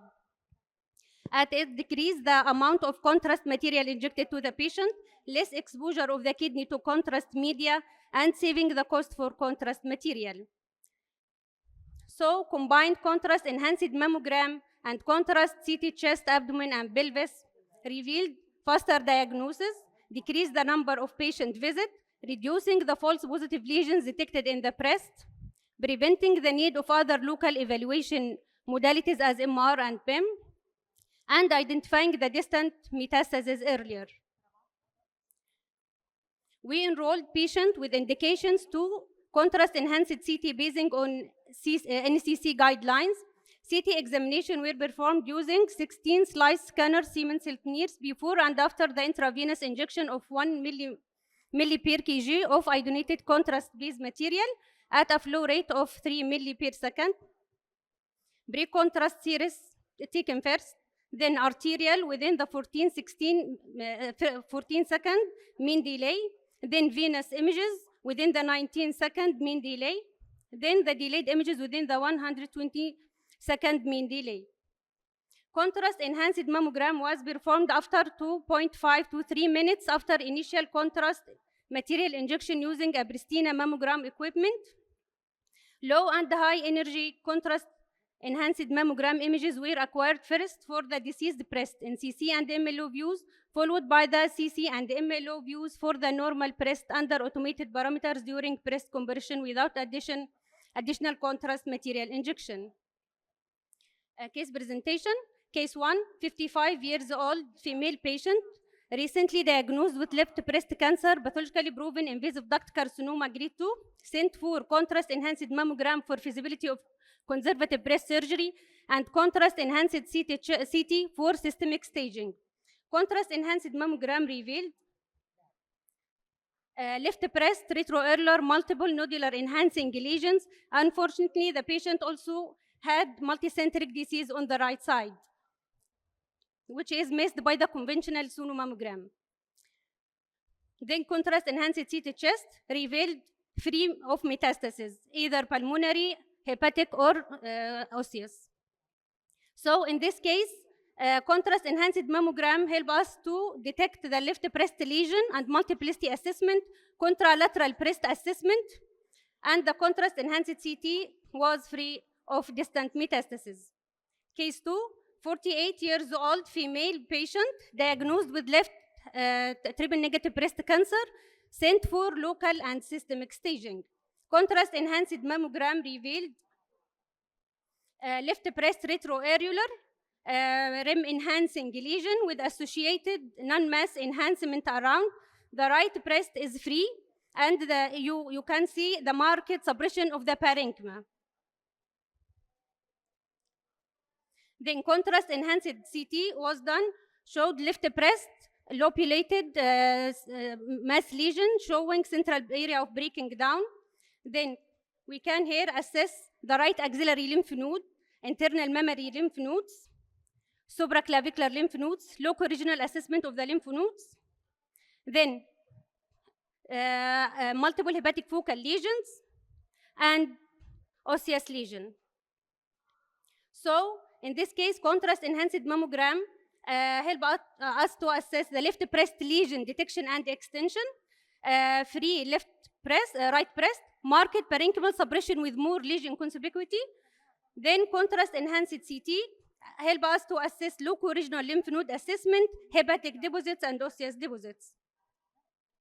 Case 3, 45 years old female patient presenting with palpable right breast lump, pathologically proven invasive lobular carcinoma grade 2. Further local and assessment staging were requested. Contrast enhanced mammogram showed right breast 12 o'clock two irregular shaped mass lesions associated with intervening area of non-mass enhancement. Contrast enhanced CT revealed the right pathological axillary lymph nodes, while was free of metastasis to the pulmonary, hepatic, or osseous.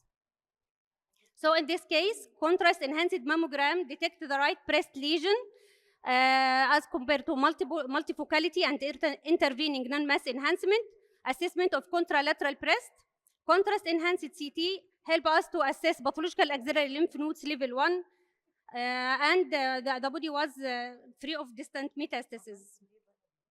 So in conclusion, in patients who undergo contrast enhanced CT for systemic staging of breast cancer, cancer enhanced mammogram acquired immediately after contrast without injection of additional contrast material could represent an accurate, fast, and cost-saving tool for performing local staging of disease.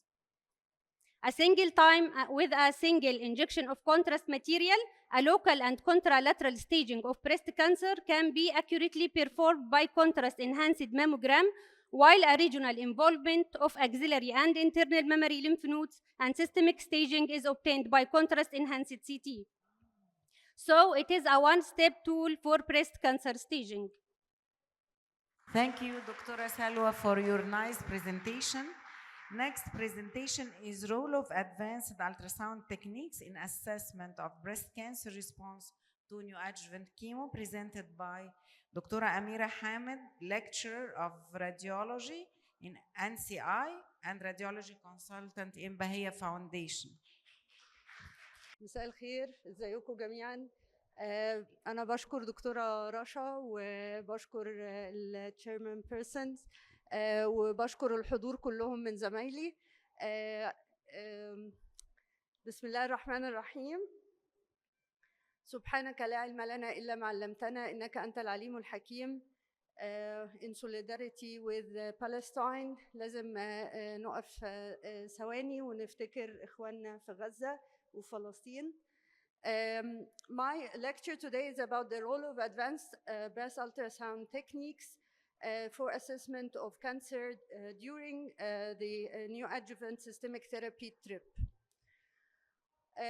We are going to rapidly go through the indications and need to monitor of the neoadjuvant systemic therapy, our radiological methods to monitor the therapy, why ultrasound is one of the most important monitoring techniques, advanced ultrasound techniques, some cases to apply to, and summary and conclusion. Our objectives is to be oriented that utilizing ultrasound as a method of early detection for early responders is a very well-established technique, and to get oriented to different advanced ultrasound techniques, applying available ultrasound-based techniques to monitor the response to the neoadjuvant systemic therapy.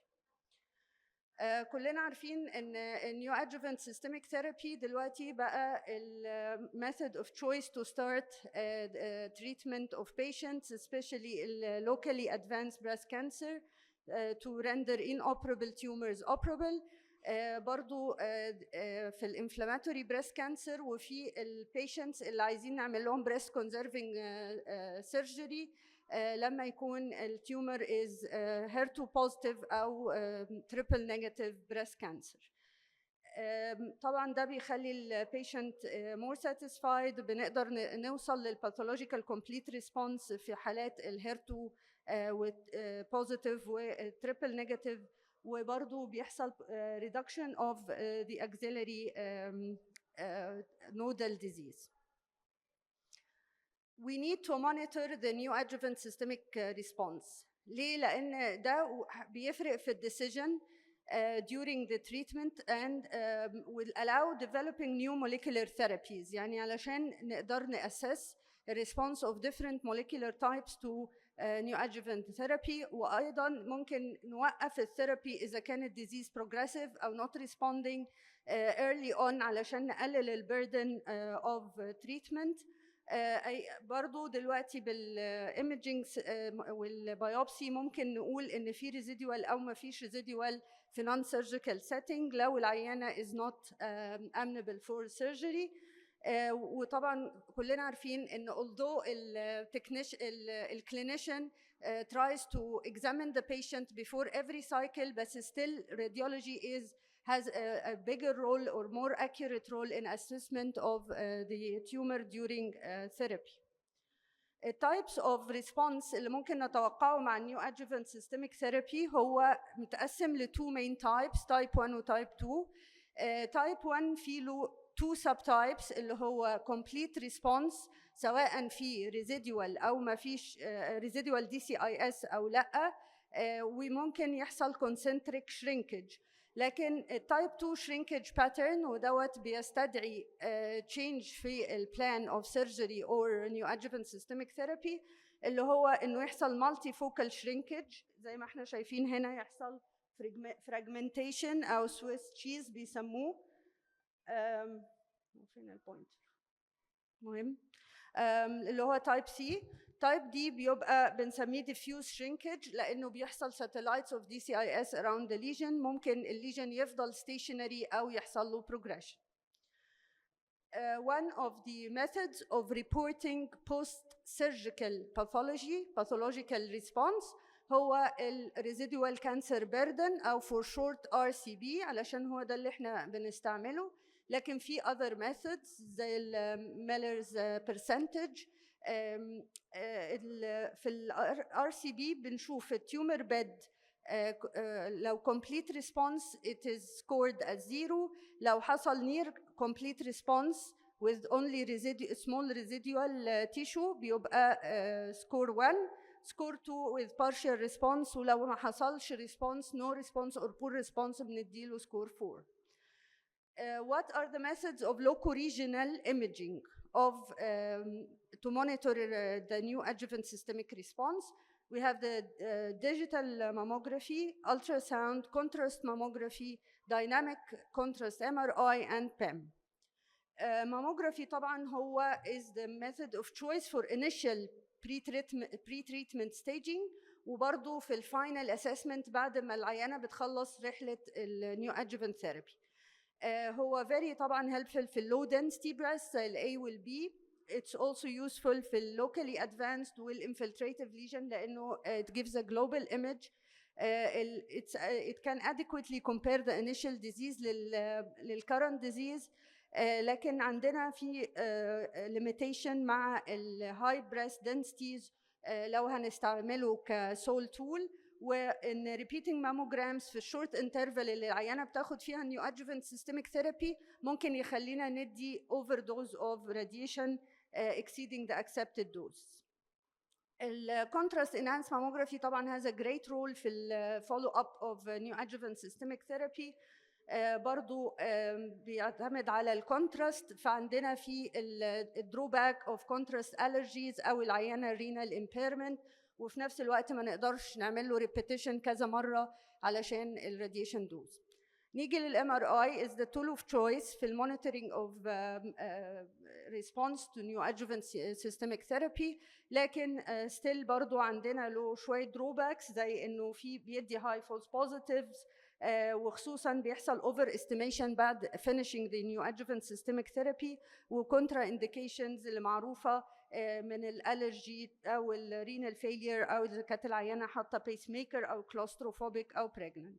الPEM is برضو a new modality that can help monitor the response to neoadjuvant systemic therapy لأنه it has a molecular advantage، بنشوف بيه الموليكولار activity والجلوكوز uptake، لكن برضو هنقول إنه هو في ionizing radiation it's not available in all facilities with high cost and safety regarding radiation. نيجي للالترا ساوند. هو المين اوبجكت بتاعنا النهارده ان هو it's a widely available technique.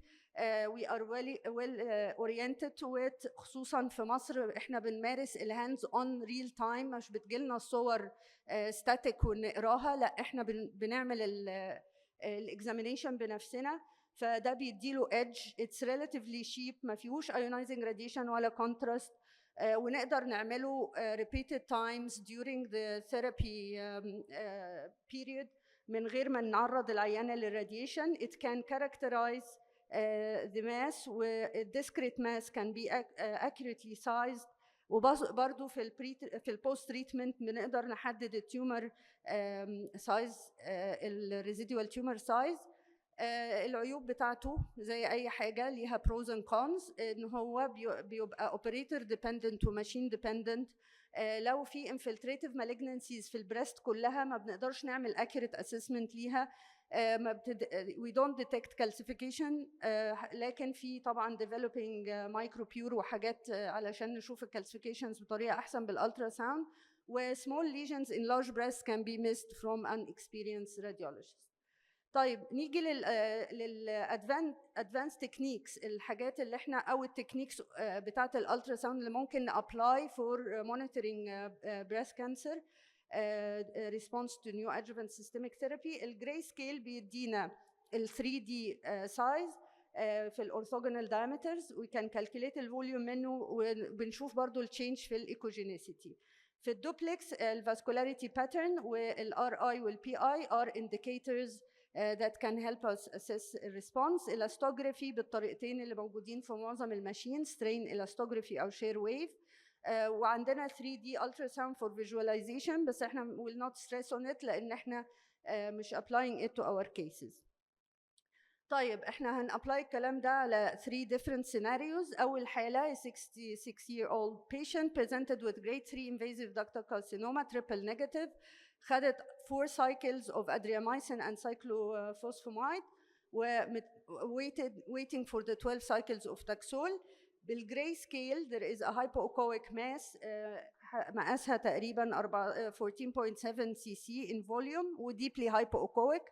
بعد الفيرست cycle we can see reduction in its echogenicity and size و further reduction with the second cycle.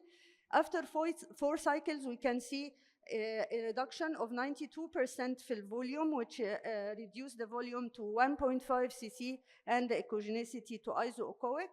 On the duplex initially it had penetrating and peripheral vascularity which is highly suspicious ومعاها pulsatility index of 1.3 و resistivity of 0.9. This reduced in the second cycle and further reduction happened after the fourth cycle with no significant vascularity. This is a predictor of very good response. On the elastography, with the strain elastography, we can find it was 4.9 elasticity ratio reduced to 3.2, then 2.4 after the first 2 cycles. After the 4 cycles, it is 1.2, which is soft to firm. On shear wave elastography, we also found that the stiffness ratio was reduced from 6.7 and the velocity ratio from 7 to 1.4 after 4 cycles and the velocity ratio to 1.2. Post-surgical pathology shows complete pathological response. Another scenario is a 31-year-old patient with invasive ductal carcinoma, which was ER positive and progesterone negative, HER2 positive, and she received the first cycle. We can see reduction, slight reduction in size. However, the echogenicity maybe is a little bit hyperechoic than the initial mass. After the 4 cycles, there was just 76% reduction in volume, reaching 10.8. It changed into iso to hypoechoic, and we might find this reduction mainly in the depth. While the width of the lesion is almost the same, it's turning into a more or less parallel lesion. On duplex, she had peripheral vascularity of high RI and PI of 0.8 and 1.6 respectively. On the second cycle, further reduction of the vascularity was found. After 4 cycles, she had an RI of still a little bit high, RI of 0.7 and a PI of 0.8. Strain elastography also found that there was a reduced elasticity ratio from 3.1 to 2.3 after first cycle, 1.9 after the second, and after 4 cycles, it turned to 1.9. On the shear wave elastography, the stiffness ratio and velocity ratio was markedly reduced as well, reaching post 4 cycle to an elasticity ratio of 2.4 and a velocity ratio of 1.2. The post-surgical pathology in this case was good therapeutic response, but there was a residual cancer burden of 1. The last case is a 41 years old patient presented with invasive ductal carcinoma who was triple positive and was planned to receive neoadjuvant and Herceptin. On the pre-treatment images, the mass was about 20.8 cc in volume with deeply hypoechoic texture. After the first cycle, there was a reduction in the echogenicity, but the size more or less stayed the same. On the post-second cycle, the same findings. After 4 cycles, there was 36% in reduction of size, of volume, reaching 13.4 cc in volume. And it was also iso to hypoechoic. On duplex, we can find penetrating and peripheral vascularity of high PI, 1.8, and a relatively high resistivity index of 0.8. These were slightly reduced over the first and second cycle. However, after 4 cycles, there was a very significant reduction of resistivity index reaching 0.48 and the pulsatility of 0.76. On strain elastography, again, it was 2.3. It's not very high on the initial assessment, but it shows a stationary elasticity ratio through the first and second cycle. And post fourth cycle, there was just a very slight reduction. The shear wave elastography shows further reduction, but it was not significant, and this showed post-surgical poor pathological response with RCB class 3. We need to standardize the post-neoadjuvant imaging reporting, and the suggested criteria are to measure the size, comment on the mammography density, the echo texture, of course, the elastography and the Doppler criteria, and to document if it was concentric versus fragmented tumor shrinkage. So we can safely use ultrasound in monitoring response to neoadjuvant systemic therapy and apply the advanced available techniques with the perspective of setting novel imaging techniques allowing personalized management plans of patients. These are my reference. Long live Palestine. Thank you very much. Thanks, Dr. Amira Hamid, for nice presentation. And now the last speaker, Professor Dr. Rasha Hussam, consultant of breast imaging in Qasr Al Ain and Bahia centers. The talk about radiology pathology correlation. Dr. Rasha Hussam. My presentation is radiological pathological correlation in breast lesions. Pathological means that the core needle biopsy results, not the final surgical results, okay? Why it's important to do this correlation between radiological and pathological correlation? Because it prevents a delay in diagnosis and management of breast cancer. It decreases false negative results, and also the sample volume limitation and inaccurate targeting during core needle biopsy need correlation between the imaging and the pathological results. Also, the tissue processing issue that occur in histopathology as calcification could be washed out or the tissue could be distorted. The objective of my presentation is a correlation between radiological pathological findings in order to find the concordance or discordance results, to find the high-risk lesions in order to put proper recommendation management of breast lesions. The first correlation is the concordant malignant. That means that the findings in imaging, it's by RADS 2 or 3, and the results of the core needle biopsy is malignant results. As in such case, this is a left upper outer quadrant speculated mass. Also by ultrasound, there is a speculated mass. So by imaging, it's a BI-RADS 4 lesions. And the results of core needle biopsy is invasive duct carcinoma. So the results are concordant. And the further recommendation management is to refer to the surgery and oncology. The second correlation is the discordant malignant results. And that means that the results of your imaging is BI-RAD 3 or 2 findings, and the biopsy results is malignant findings. As in such case, this is a right upper outer well circumscribed lesion by ultrasound and by mammography, so it categorized as a BI-RAD 3 lesions. And the biopsy result in DCIS. So these results is not concordant, and the further recommendation management is surgical excision. The third correlation is concordant benign results. That means that the findings on new imaging is BI-RAD 2 or 3, and the biopsy results is a benign findings. So this, as in such case, we have by ultrasound a well circumscribed mass of mixed echogenicity that is categorized as a BI-RAD 3 lesions, and by biopsy it results fibroadenosis with PASH. So the results are concordant, and the further recommendation management is follow up to ensure stability. The fourth correlation is discordant benign, and that means that your imaging is BI-RAD 4 or 5, and the results of biopsy is a benign result. As in such case, this is a right lower inner quadrant coarse heterogeneous microcalcification that is categorized as a BI-RAD 4 lesion, and by stereotactic guided biopsy, it results fibroadenosis. So these results are not concordant, and further recommendation recommendation is rebiopsy by VAB. If you don't have VAB in your institute, you can recommend surgical excision. And the final diagnosis after surgery is intermediate grade DCIS.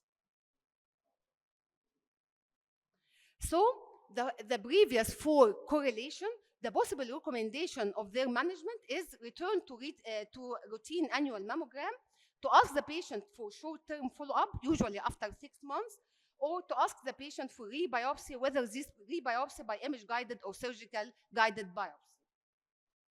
Concordant malignant and discordant malignant results need surgical and oncological referral, while concordant benign need follow-up to ensure stability of the lesion, while discordant benign need rebiopsy or surgical excision. What about the fifth correlation? The fifth correlation that you are get BI-RAD 3, B3 lesions on co-needed biopsy, which is called high-risk lesions.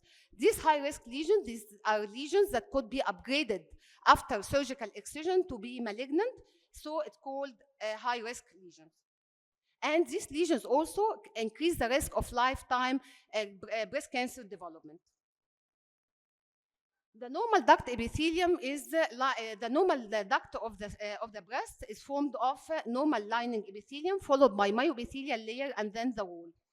Proliferation, normal proliferation of epithelial lining is called usual ductal hyperplasia, and this is a normal proliferation, or just there is a columnar changes occurring in such epithelium.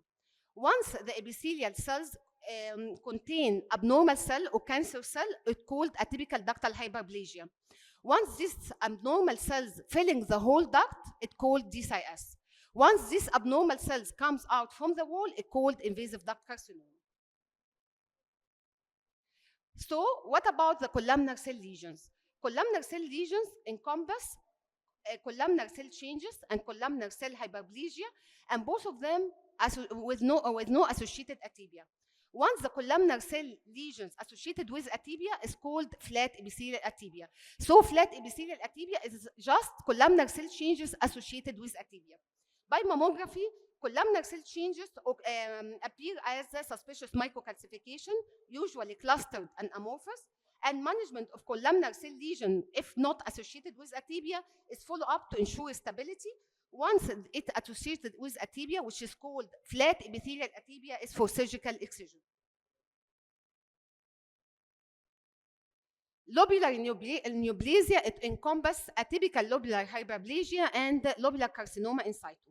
Both of them represent atypical proliferation of non-cohesive monomorphic cells in terminal duct lobular unit. The differentiation between atypical lobular hyperplasia and classic LCIS by histopathology only by the acini that filled with atypical cells. Once it is less than 50% of the duct involved, it's called atypical lobular hyperplasia. If the duct involvement is more than 50%, it's called a classic LCIS. Most pathologists doesn't need to differentiate between atypical lobular hyperplasia or lobular carcinoma in situ, and prefer to name them, both of them, as lobular neoplasia. Lobular carcinoma in situ variant that is not classic include polymorphic type and fluid type, and both types has higher rate to be upgraded to in situ or invasive breast cancer, and usually can be upgraded to lobular carcinoma.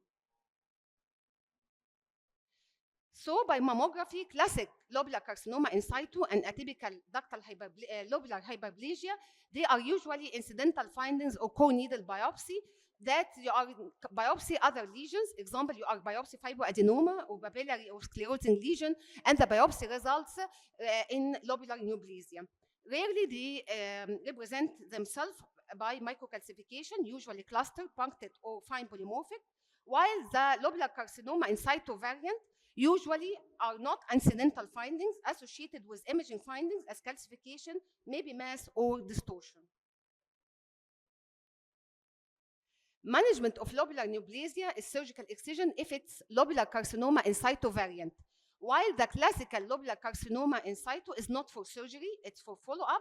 It's only for surgical excision if coexisting with high-risk lesion as atypical ductal hyperplasia, or if it's associated with lesion as a mass, or there is a radiological pathological discordant. What does it mean, radiological pathological discordant? As I mentioned before, the classical lobular carcinoma in situ and atypical lobular hyperplasia as incidental findings with no imaging findings. Rarely they present themselves as microcalcification.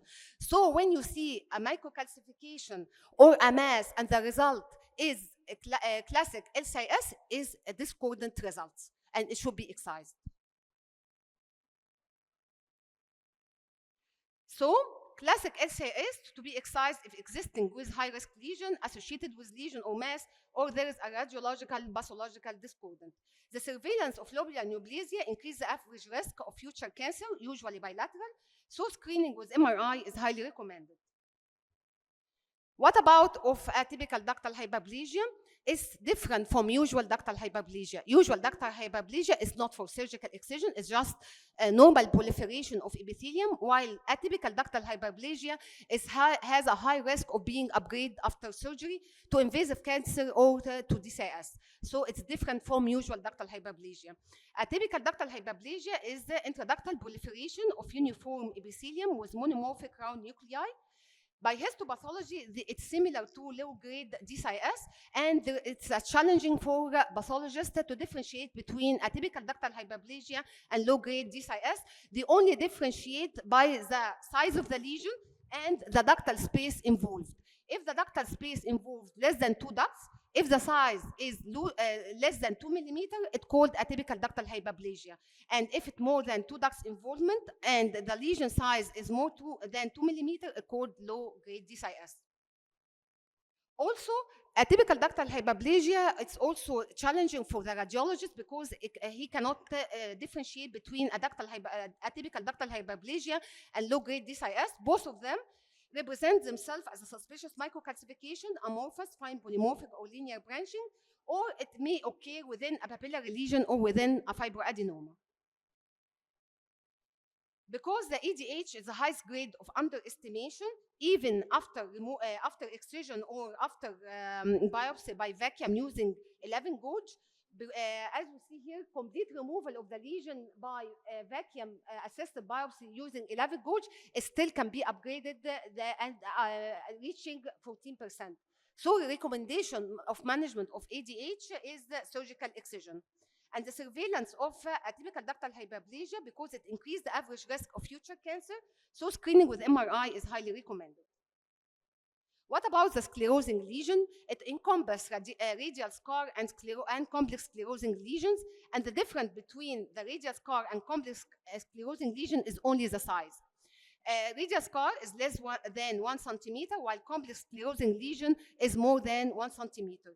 Both of them characterized histologically by distortion of glandular element by fibroelastic or sclerotic stroma, and both of them by mammography or tomo appear as architectural distortion with central lucency that's called black star. Also, a sclerosing lesion can be challenging in histopathology to differentiate between the radial scar and tubular carcinoma. Association of sclerosing lesion usually associated with atypical ductal hyperplasia, flat epithelial atypia, lobular neoplasia, DCIS, or even invasive cancer. And this association usually occur at the periphery of the lesion. So when you are biopsy sclerosing lesion or radius scar, you should get a biopsy from the peripheral also and from the center in order to rule out this association. Upgrade of sclerosing lesion with no atypia is 1% when you are using a vacuum 11 gauge needle. So management of a sclerosing lesion is surgical excision if it biopsy by 14 gauge semi-automatic needle. If you don't have vacuum, you should ask for surgical excision. Or if it associated with atypia on core needle biopsy or associated with calcification on imaging. Otherwise, with upgrade of recommendation, we can follow up the sclerosing lesion and radius scar if it is small than 1 centimeter, if it's not associated with atypia on core needle biopsy, or if it's not associated with mass or calcification on imaging, بشرط ان هي تبقى well sampled by vacuum assisted biopsy or even completely removed by vacuum assisted excision. Otherwise, it's for excision. What about the papillary lesion? It's an epithelial proliferation that's supported by fibrovascular core. It encompasses benign, atypical, and malignant lesions, but our presentation will only concern about benign and atypical papillary lesions. By mammography, papilloma, it's maybe occult or circumscribed mass, or represent itself by microcalcification, clustered polymorphic. By ultrasound, it could be intracystic isochoric lesion or well circumscribed solid mass or intracystic solid lesion. Clinically, if it's central, usually arise from the main duct, usually single lesion, and represent itself by spontaneous bloody discharge or even clear discharge. If it occurs peripherally, usually multiple, asymptomatic, or represent itself by palpable mass. Management of papilloma, if it's not associated with atypia, is for surgical excision. If it's associated with no atypia, it's controversial. Why is controversial? Because there is a challenging for the pathologist to differentiate between benign papilloma and papilloma with DCIS. So excision of the papilloma still the treatment choice and the only treatment choice of papilloma in order to differentiate between benign papilloma and papilloma with DCIS. But it is an over-treatment. So nowadays, the recommendation has been changed. And if you do a vacuum-assisted biopsy for papilloma, you could use close follow-up. And this close follow-up should be by sonomammography after 6 months and for 2 years, then annual. The patient should be less than 50 years, asymptomatic, and the lesion should be less than 1 centimeter, and there is radiological pathological concordance. Otherwise, if these conditions is not fulfilled in the patient, you should ask for surgical excision of such papilloma. What about the fibroepithelial lesions? It's a proliferation of epithelial and stromal component. It encompasses fibroadenoma and its variant, phylloidous tumor, whether benign, borderline, and malignant. But there is a middle lesion that could be in the core needle biopsy, which is called fibroepithelial lesion with Seller's tumor. يعني الباثولوجي لا اما هيطلع لك فايبروادينوما ان اتس فاريانت، لا اما هيطلع لك فيلويدس، ممكن يطلع لك في النص حاجه هو مش عارف يديفرنشيت ما بين الفايبروادينوما وما بين الفيلويدس تيومر، فهيجي لك البيوبسي ريزلت اتس ا فايبروepithelial lesion with Seller's tumor. Also, it's a challenging for the pathologist to differentiate between cellular fibroadenoma and phylloidous tumor. Also, it's a challenging for radiologists to differentiate between cellular fibroadenoma and phylloidous tumor. What about the management of fibroepithelial tumor? It's follow-up. Fibroadenoma with concordant radiological pathological results. It's for follow-up. Surgical excision of fibroepithelial tumor if there is discordant radiological pathological results, and you should ask for rebiopsy or excision. The size per se is not indication for surgical excision. Only the increase in size during follow-up, it is the recommendation for excision. If it's rapidly growing, increase in size more than 20% within 6 months is for surgical excision. Fibroadenoma with high-risk lesion is for excision. If the report of core-needle biopsy is cellular fibroadenoma or versus phylloides, if it's per se phylloides or per se cellular fibroadenoma, or could be excised upon the patient request or being symptomatic. Sclerosing adenosis, it is a proliferation of tubular ductal lobular unit that is distorted by stromal fibrosis, represented itself by microcalcification, distortion, speculated mass, or circumscribed mass. Histopathological, there is a difficulty in differentiation between sclerosing adenosis and tubular carcinoma. Management of sclerosing adenosis is if it's not associated with atibia is for follow-up. If it's associated with atibia, it's for surgical excision. And please take care that DCIS that arising in sclerosing adenosis has higher frequency of being bilateral.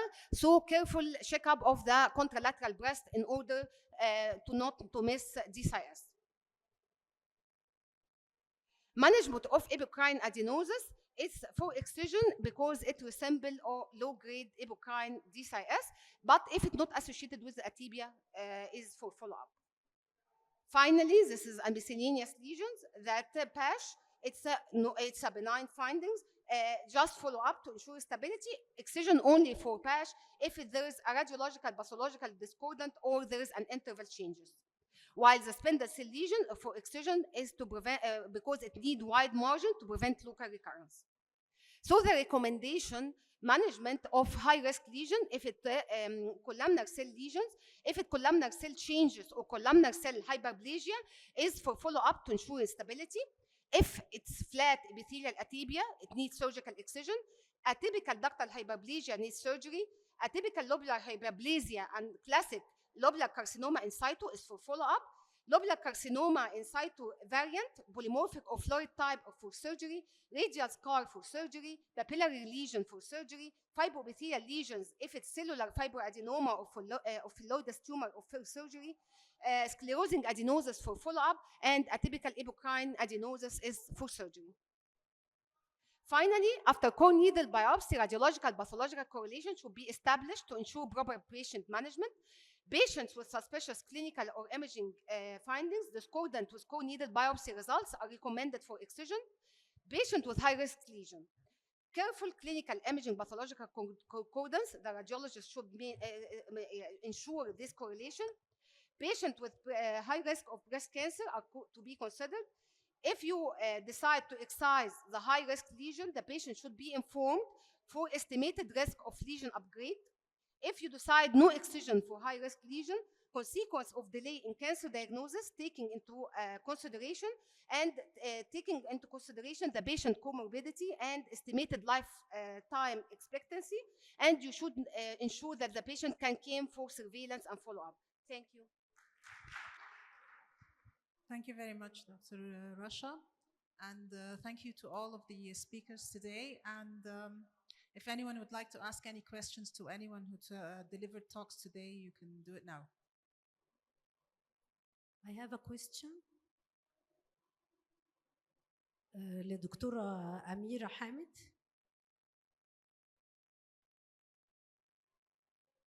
هو السؤال سهل يعني أنا بس عايزة أعرف if the advanced ultrasound techniques can replace the MR, what about your opinion in assessing the response to neoadjuvant chemotherapy? MRI will still be the modality of choice for detecting the response. لكن احنا بنتكلم في الانترفال اللي هو 6 شهور. How much can you repeat the MRI as cost-wise, as contrast consumption, comfort to the patient. لكن انت ممكن recall the patient as much times as you can. لو اتفقنا على بروتوكول معين ان احنا مثلا بنعمل assessment بعد السكند سايكل بعد الفورث سايكلز، نقدر ان احنا نقول لهم والله this is a good responder كملوا معاها التريتمنت كورس، او نقول لهم لا هي she's not responding reassess the case، ممكن يغيروا شويه في البروتوكول. لكن طبعا الام ار اي هيبقى له الابر هاند لما تكوني خلاص التريتمنت بلان خلصت وانت عايزه تاسس مثلا بري سيرجيكال وفي indication للام ار اي مش قادرين نشوفها مثلا بالمامو والالترا ساوند الكونفنشنال، فلازم هنعمل ام ار اي. ف it will not replace it, but it's a more practical method for monitoring several times through the trip of the neoadjuvant In our system. institute, we use the MR after the second or fourth cycle. What are the criteria to consider it as a favorable response? In MR, we consider this a complete pathological response, concentric shrinkage.